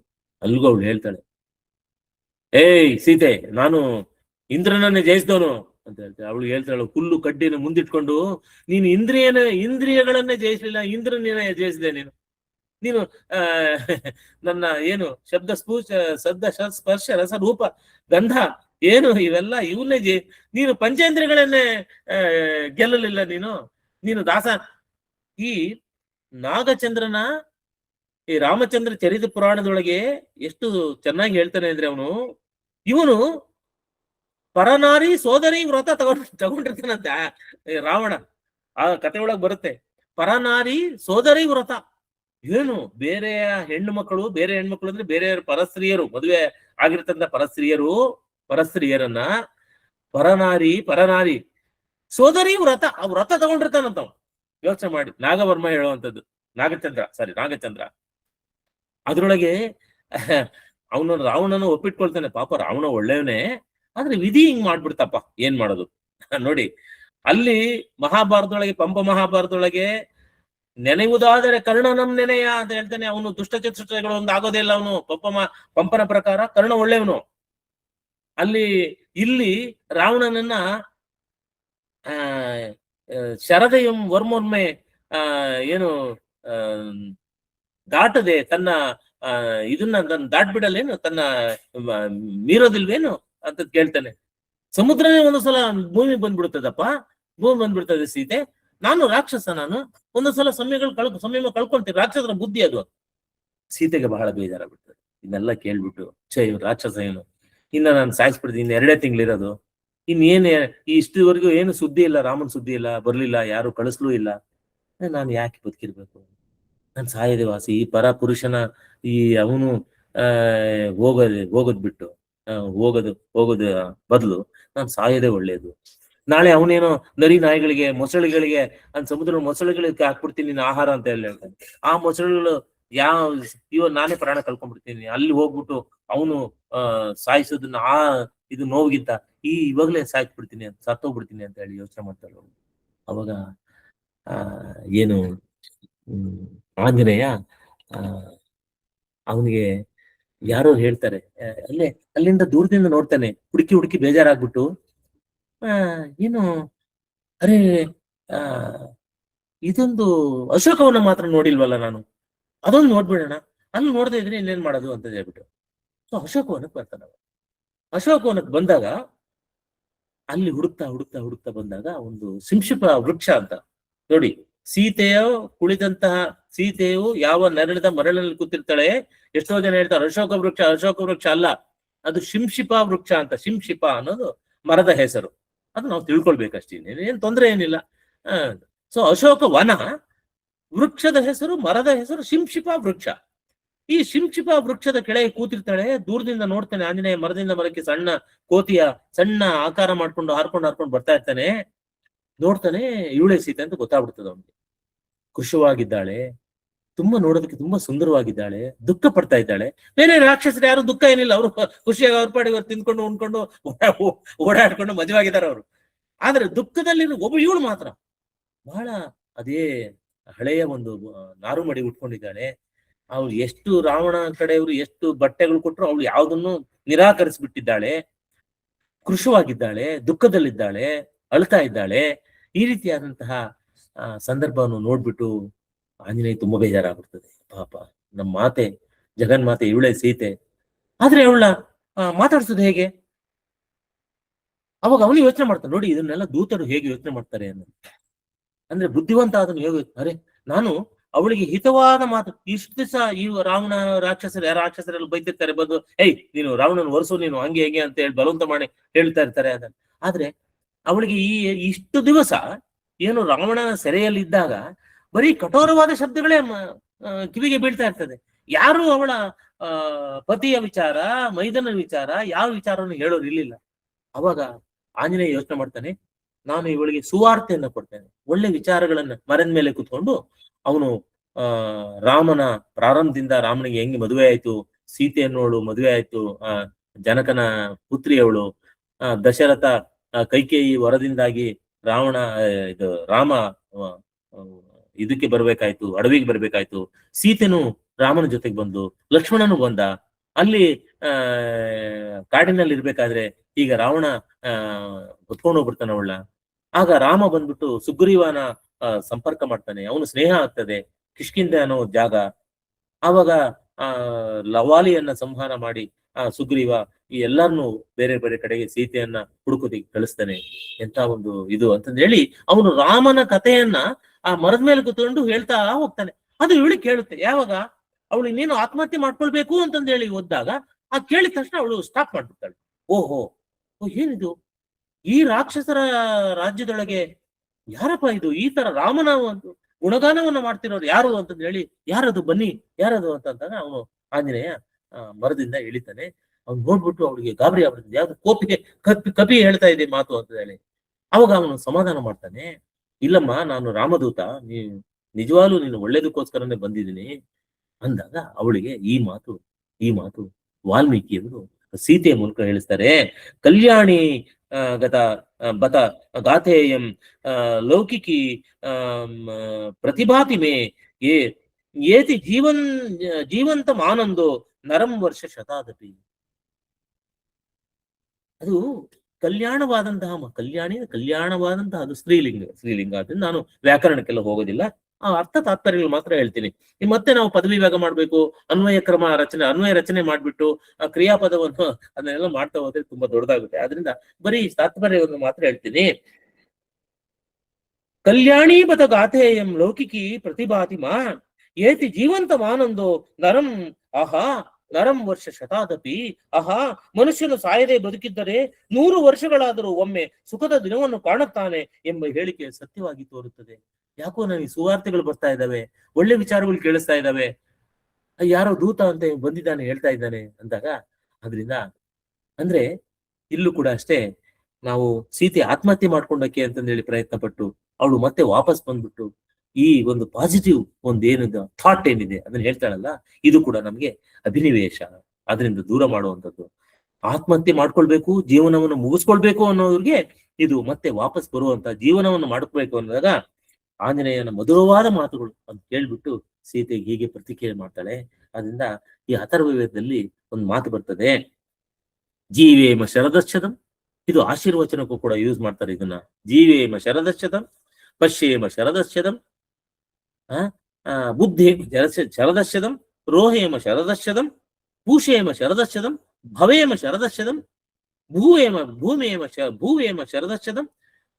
ಹೀಗೆ ಶರದಶ್ಚದಂ 100 ವರ್ಷ, 100 ಶರತ್ ಕಾಲಗಳನ್ನ, 100 ಶರತ್ ಅಂದ್ರೆ 100 ವರ್ಷ, 100 ವರ್ಷ ನಾನು ಬದುಕಬೇಕು ಅಂತ ಅನ್ನೋದ್ರೆ 100 ವರ್ಷ ಬದುಕೋದಾದ್ರೆ ನಾವು ಏನೆಲ್ಲಮ್ಮ. ಅದಕ್ಕೋಸ್ಕರ ಯಾವತ್ತೂ ನಿರಾಶೆ ಮಾಡಬಾರ್ದು. ನಾವು ಮನುಷ್ಯ, ನಮಗೆ ದೇವರು ನಮ್ಗೆ ಆಯುಷ್ ಕೊಟ್ಮೇಲೆ ಹುಟ್ಟು ಮತ್ತು ಸಾವು ಎರಡು ದೇವರ ಕೃಪೆನೆ, ನಮ್ಮದೇನಿಲ್ಲ. ನಾವು ಮಧ್ಯದೊಳಗೆ ನಾವು ಸುಮ್ಮನೆ ನಮ್ಮ ನಿಮಿತ್ತ ಮಾತ್ರ ಅಷ್ಟೇ. ನಾವು ಹುಟ್ಟುವ ಅನ್ನೋದು ದೇವರ ಒಂದು ಕೃಪೆಯಿಂದಲೇ, ಇಂಥ ಮನೆ ಒಳಗೆ ಇಂಥ ಇವರಾಗಿ ಹೀಗೆ ಹುಟ್ಟಬೇಕು ಅನ್ನೋದು ಇರ್ತದೆ ಹುಟ್ಟುವಂಥದ್ದು. ಸಾವು ಕೂಡ ಅಷ್ಟೇ, ಒಂದಗಳು ಹೆಚ್ಚಿರದು ಒಂದಗಳು ಕೊರೆಯಿರದು, ತಿಂದ ನನ್ನ ಋಣ ತೀರುತ್ತಲೆ ಪಯಣ, ಹಿಂದಾಗದೊಂದು ಕ್ಷಣ ಮುಂದಕಂ ಕಾದಿರದು, ಸಂದ ಲೆಕ್ಕವದೆಲ್ಲ ಮಂಕುತಿಮ್ಮ. ಮರಣ ನಿಮ್ ಮುಂದೇನು ಭೂತವೋ ಪ್ರೇತವೋ ಪರಲೋಕವೋ ಪುನರ್ಜನ್ಮವೋ ಅದೇನು, ತಿರುಗಿ ಬಂದವರಿಲ್ಲ ವರದಿ ತಂದವರಿಲ್ಲ, ಧರೆಯ ಬಾಳ್ಗದರೇನೆ ಮಂಕುತಿಮ್ಮ. ಒಂದಗಳು ಹೆಚ್ಚಿರದು ಒಂದಗಳು. ಅದರಿಂದ ಸಾವು ಅನ್ನೋದು ನಮ್ ಕೈಯಲ್ಲಿಲ್ಲ, ಅದು ಸಾವು ಬಂದಾಗ್ಲೇ. ಎಷ್ಟೋ ಜನ ಸಾಯ್ಬೇಕು ಅನ್ನೋರು ಸಾಯಕ್ಕಾಗೋದಿಲ್ಲ. ಸ್ವಿಟ್ಜರ್ಲೆಂಡ್ ಅಲ್ಲಿ ಮಾತ್ರ ನಾವು ಸಾಯ್ಬೇಕು ಅಂದ್ರೆ ಸಾಯ್ಬೋದಂತೆ. ವಯಸ್ಸಾಗಿದೆ, ಇನ್ನು ಬದುಕಕ್ಕೆ ಆಸೆ ಇಲ್ಲ ಅಂದಾಗ ಸ್ವಿಟ್ಜರ್ಲ್ಯಾಂಡ್ ಸರ್ಕಾರ ಮಾತ್ರ ಅದಕ್ಕೆ ಪರ್ಮಿಷನ್ ಕೊಟ್ಟಿದೆ. ನಾವು ಬೇಡ ಅಂತ ಬರ್ಕೊಟ್ಬಿಟ್ರೆ ನಾವು ಸಾಯ್ಬೋದು. ಆದ್ರೆ ಈ ಬೇರೆ ದೇಶಗಳೆಲ್ಲ ಅದನ್ನ ಪರ್ಮಿಷನ್ ಕೊಟ್ಬಿಟ್ರೆ ಅದನ್ನ ಮಿಸ್ಯೂಸ್ ಮಾಡ್ಬಿಟ್ಟು ಯಾರನ್ನ ಸಾಯಿಸ್ಬಿಟ್ಟು ಅವ್ನು ಬರ್ಸ್ಬಿಟ್ಟು ನಾನು ಸಾಯ್ಬೇಕು ಅಂತಾನೆ ಅಂತ ಮಾಡ್ಬೋದೇನೋ ಅನ್ನೋ ದೃಷ್ಟಿಯಿಂದ ಅದು ಕೊಟ್ಟಿಲ್ಲ. ಆತ್ಮಹತ್ಯೆ ಮಾಡ್ಕೊಳ್ಳೋದು actually it is A crime. ಆತ್ಮಹತ್ಯೆ ಮಾಡ್ಕೊಳ್ತಾ ಅವನೇನೋ ಬದುಕ್ಬಿಟ್ರೆ ಅವನ ಮೇಲೆ ಕೇಸ್ ಆಗ್ತದೆ, ಅವ್ನ್ ಜೈಲಿಗೆ ಹಾಕ್ತಾರೆ ಅವನ್ನ. ಆತ್ಮಹತ್ಯೆ ಮಾಡ್ಕೋಬಾರ್ದು ನಾವು. ಆದ್ರಿಂದ ಇದು ಅಭಿನಿವೇಶ ಏನು ಆತ್ಮಹತ್ಯೆ ಅನ್ನೋದಿದೆ ಅದು ಸರಿ ಅಲ್ಲ. ಆದ್ರಿಂದ ಜೀವೇಮ ಶರದಶ್ಚದಂ, ಪಶ್ಯೇಮ ಶರದಶ್ಚದಂ, ಭಾವೇಮ ಶರದಶ್ಚದಂ. ನಾವು 100 ವರ್ಷ ಬದುಕ್ಬೇಕಡ, 100 ವರ್ಷ ನೋಡಂಗಾಗ್ಲಿ ನಾವು, ಅದು ಅಂತಂದ್ ಹೇಳಿ ದೇವರಲ್ಲಿ ಕೇಳ್ಕೊಳ್ಳುವಂಥದ್ದು. ನಾವು 100 ವರ್ಷ ಬದುಕಂಗಾಗ್ಲಿ. 100 ವರ್ಷ ಹೆಂಗ್ ಬದುಕ್ಬೇಕು ಅಂದ್ರೆ ಪಶ್ಯೇಮ ಶರದಶ್ಚದಂ. ನನ್ ಕಣ್ಣು ಕಾಣಿಸ್ಲಿ ಕಣ, 100 ವರ್ಷ ಕಣ್ಣು ಕಾಣಿಸ್ಲಿ ನಮ್ಗೆ. ನಂದೇಮ ಶರದಶ್, ಆನಂದವಾಗಿರುವಂತ, ನಂದ ಅಂದ್ರೆ ಆನಂದವಾಗಿ ಇರ್ತಕ್ಕಂಥ ಒಂದು ಪರಿಸ್ಥಿತಿ ನಮ್ಗೆ ಸಿಗಲಿ ನಾವು ಈ ಜೀವಮಾನದ ಕಾಲದಲ್ಲಿ ಅಂತ ಕೇಳೋದು. ಅದಕ್ಕೆ ಸೀತೆ ಹೇಳುವಂಥದ್ದು, ಮನುಷ್ಯನು ಸಾಯದೆ ಬದುಕಿದ್ರೆ ಒಂದಲ್ಲ ಒಂದ್ ದಿವಸ ಯಾವ್ದೋ ಒಂದು ಒಳ್ಳೆ ಸುವಾರ್ತೆ ಬರ್ತದೆ, ಯಾವ್ದೋ ಒಂದು ಒಳ್ಳೆ ಅವಾರ್ಡ್ ಬರ್ತದೆ, ಇನ್ನೊಂದು ಯಾವ್ದೋ ಒಂದು ಐಶ್ವರ್ಯ ಸಿಗ್ತದೆ, ಏನೋ ಮಕ್ಕಳು ಸಿಗ್ತಾರೆ, ಇನ್ನು ಯಾರನ್ನೋ ನಾವು ಭೇಟಿ ಮಾಡ್ತೀವಿ, ಒಂದು ಒಳ್ಳೆ ವಿಚಾರ ಬರ್ತದೆ, ಯಾರೋ ಒಬ್ರು ಸ್ನೇಹಿತರಾಗ್ಬಿಡ್ತಾರೆ, ನಾವು ವಿಚಾರ ಬರ್ತದೆ ಹಿಂಗೆ. ಅದರಿಂದ ಯಾವ ಕ್ಷಣದಲ್ಲಿ ಬೇಕಾದ್ರೂ ಒಳ್ಳೇದಾಗ್ಬೋದು ನಮ್ಗೆ, ಎನಿ ಮೊಮೆಂಟ್. ಸೊ ಸಾಮಾನ್ಯ ರೂಪದಲ್ಲಿ ಸಂಸಾರಿ ವೇಷದಲ್ಲಿ ಸ್ವಾಮಿ ನಿನ್ನೆಡೆಗೆ ಬರಬಹುದು ವರ ನೀಡೆ, ಮಹಿಮೆ ಕಾಂಬಲು ನಿನಗೆ ಸಂಸ್ಕಾರವಿರಬೇಕು, ತಾಮಸಿಗೆ ವರವೆಲ್ಲಿ ಮಂಕುತಿಮ್ಮ ಅಂತ. ಅದರಿಂದ ನಾವು ಪ್ರತಿ ಕ್ಷಣವೂ ನಿರೀಕ್ಷಣೆ ಮಾಡುವಂಥದ್ದು ಯಾವ ಕ್ಷಣದಲ್ಲಿ ಬೇಕಾದ್ರೂ ಒಳ್ಳೇದಾಗ್ಬೋದು, ಏನ್ ಬೇಕಾದ್ರೂ ಆಗ್ಬೋದು. ಅದರಿಂದ ನಮ್ಮ ಜೀವನವನ್ನ ಕೊನೆ ಮಾಡ್ಕೊಳ್ಳೋದಕ್ಕೆ ನಮಗೆ ಅರ್ಹತೆ ಇಲ್ಲ. We don't have right to end our life just because we don't want it.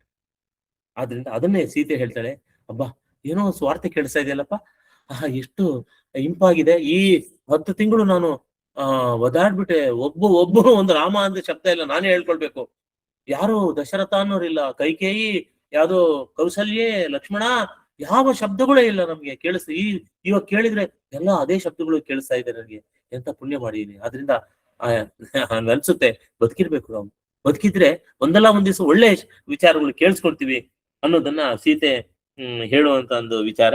ಇನ್ನ ನನ್ನ ಕೊನೆಯ ಸುಭಾಷಿತ 41ನೇ ಸರ್ಗದ 5ನೇ ಶ್ಲೋಕದಲ್ಲಿ ಅದು ವ್ಯಕ್ತ ಆಗುವಂಥದ್ದು.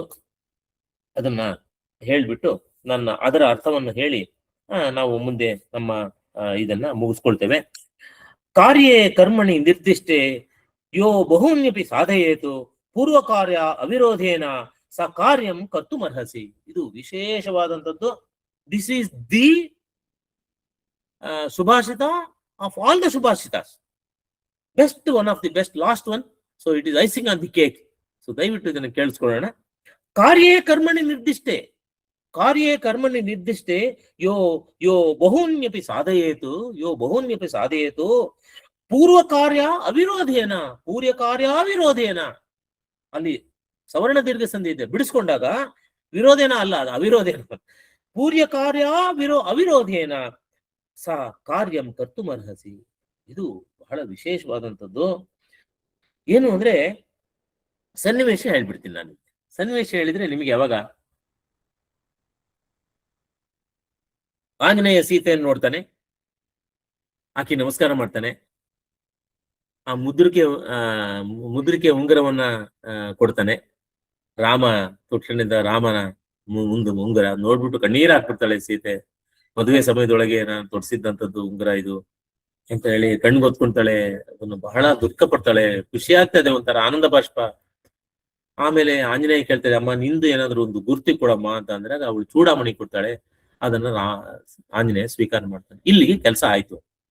ಆದ್ರೆ ಆಂಜನೇಯ ಯೋಚನೆ ಮಾಡ್ತಾನೆ, ಅರೆ ನಾನು ಹಂಗೆ ಹೋಗ್ಬಿಟ್ರೆ, ಹಂಗೆ ಸಿಕ್ಬಿಡ್ತು, ಹಂಗೆ ಹಾರ್ಕೊಂಡು ಹೋಗ್ಬಿಟ್ರೆ ನೋಡೋಣ ರಾವಣನ ಆಸ್ಥಾನ ಹೆಂಗಿದೆ, ಸೈನಿಕರು ಎಷ್ಟು ಜನ ಇದ್ದಾರೆ, ಅವನ ಬಲ ಏನು, ನಾನೇನಾದ್ರು ಸ್ವಲ್ಪ ಏನಾದ್ರು ಅಲ್ಲಿ ಟ್ರೈ ಮಾಡಕ್ ಆಗುತ್ತಾ, ಒಂದಿಷ್ಟೆಲ್ಲ ವಿನಾಶ ಮಾಡಕ್ ಆಗುತ್ತಾ?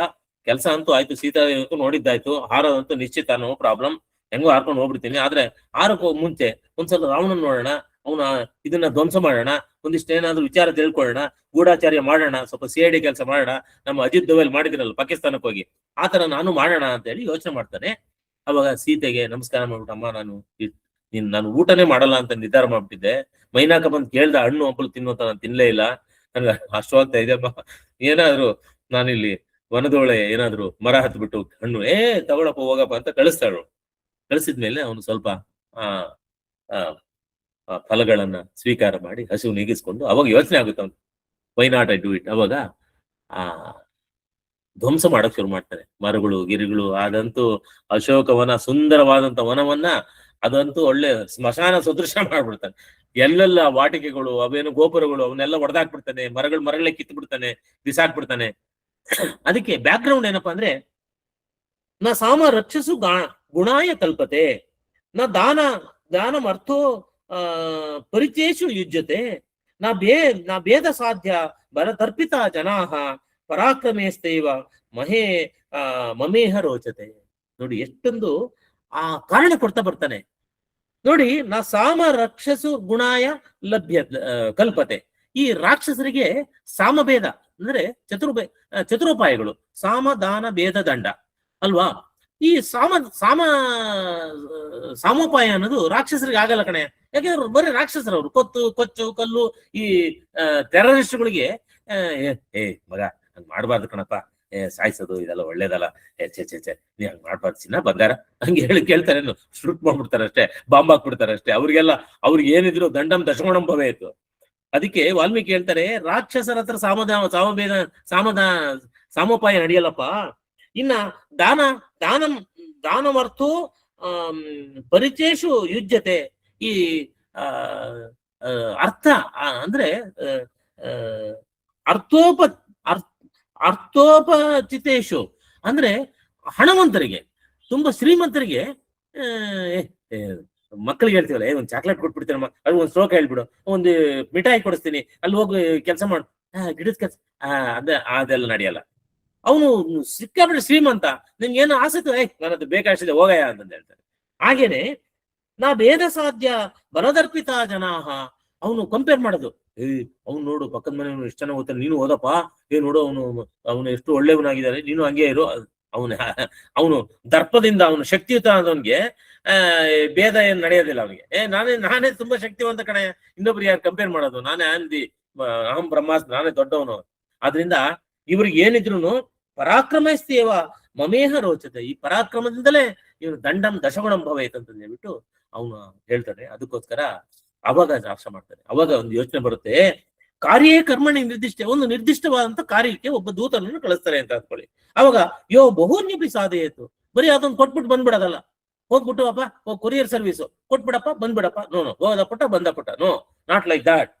ಪೂರ್ವ ಕಾರ್ಯ ಅವಿರೋಧೇನ, ಏನು ನಾನು ಬೇಸಿಕ್ ಕೆಲಸ ಏನಿದೆ ಅದಕ್ಕೆ ತೊಂದರೆ ಆಗದ ಹಾಗೆ ಸೀತೆಯನ್ನು ನೋಡ್ಬೇಕು, ನೋಡಿದ್ದಾಯ್ತು, ಅದಕ್ಕೆ ತೊಂದರೆ ಆಗಿಲ್ಲ. ಆದ್ರೆ ಅದನ್ನ ಮಾಡಿಕೊಂಡು ಅದರ ಜೊತೆಗೆ ಕಾರ್ಯಂ ಕರ್ತು ಅರ್ಹಸಿ, ಬೇರೆ ಕಾರ್ಯನು ಮಾಡ್ಬೇಕಾಗ್ತದೆ.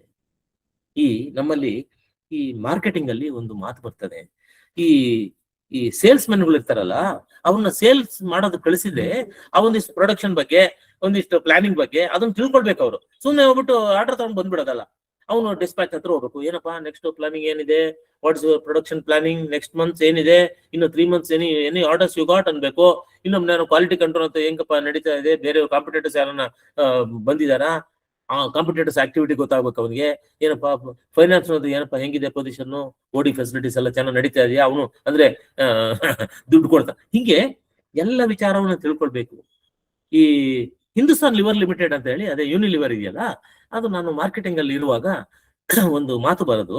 ಹಿಂದೂಸ್ತಾನ್ ಲಿವರ್ ಅವನು CEO ಹೇಳಿದಂತೆ ಒಂದ್ಸಲ, I can send a donkey to the market, I can send a donkey to the market and with a the bill book around his neck donkey and I can get orders. ಕತ್ತೆಗಳನ್ನ ಕಳಿಸ್ಬಿಡ್ತೀನಿ ಕಣೆ, ನನ್ಗೆ ಯಾಕೆ salesman ಹಾಕ್ಬೇಕು ನಂಗೆ. ಆದ್ರೆ ನೀವು salesman ಅಲ್ಲ, you are representing, you are the ambassador of the company, you should work like a CEO of a company ಅಂತ ಹೇಳಿ ಅವ್ರು ಹೇಳಿದ್ರು. ಇಂದಿರಾ ಗಾಂಧಿ ಒಂದ್ಸಲ ಇದೇ ಹೇಳಿದಂತೆ. ನಾನು ರಾಜಕೀಯ ಮಾತಾಡಲ್ಲ, ಅವ್ಳು ಹೇಳಿದ ವಿಚಾರವನ್ನು ಹೇಳ್ತೀನಿ, ನಿಜವಾದ ಸತ್ಯವಾದಂತ ಮಾತು. ಅವಳು ಏನ್ ಹೇಳಿದ ಅಂತಂದ್ರೆ, ಐ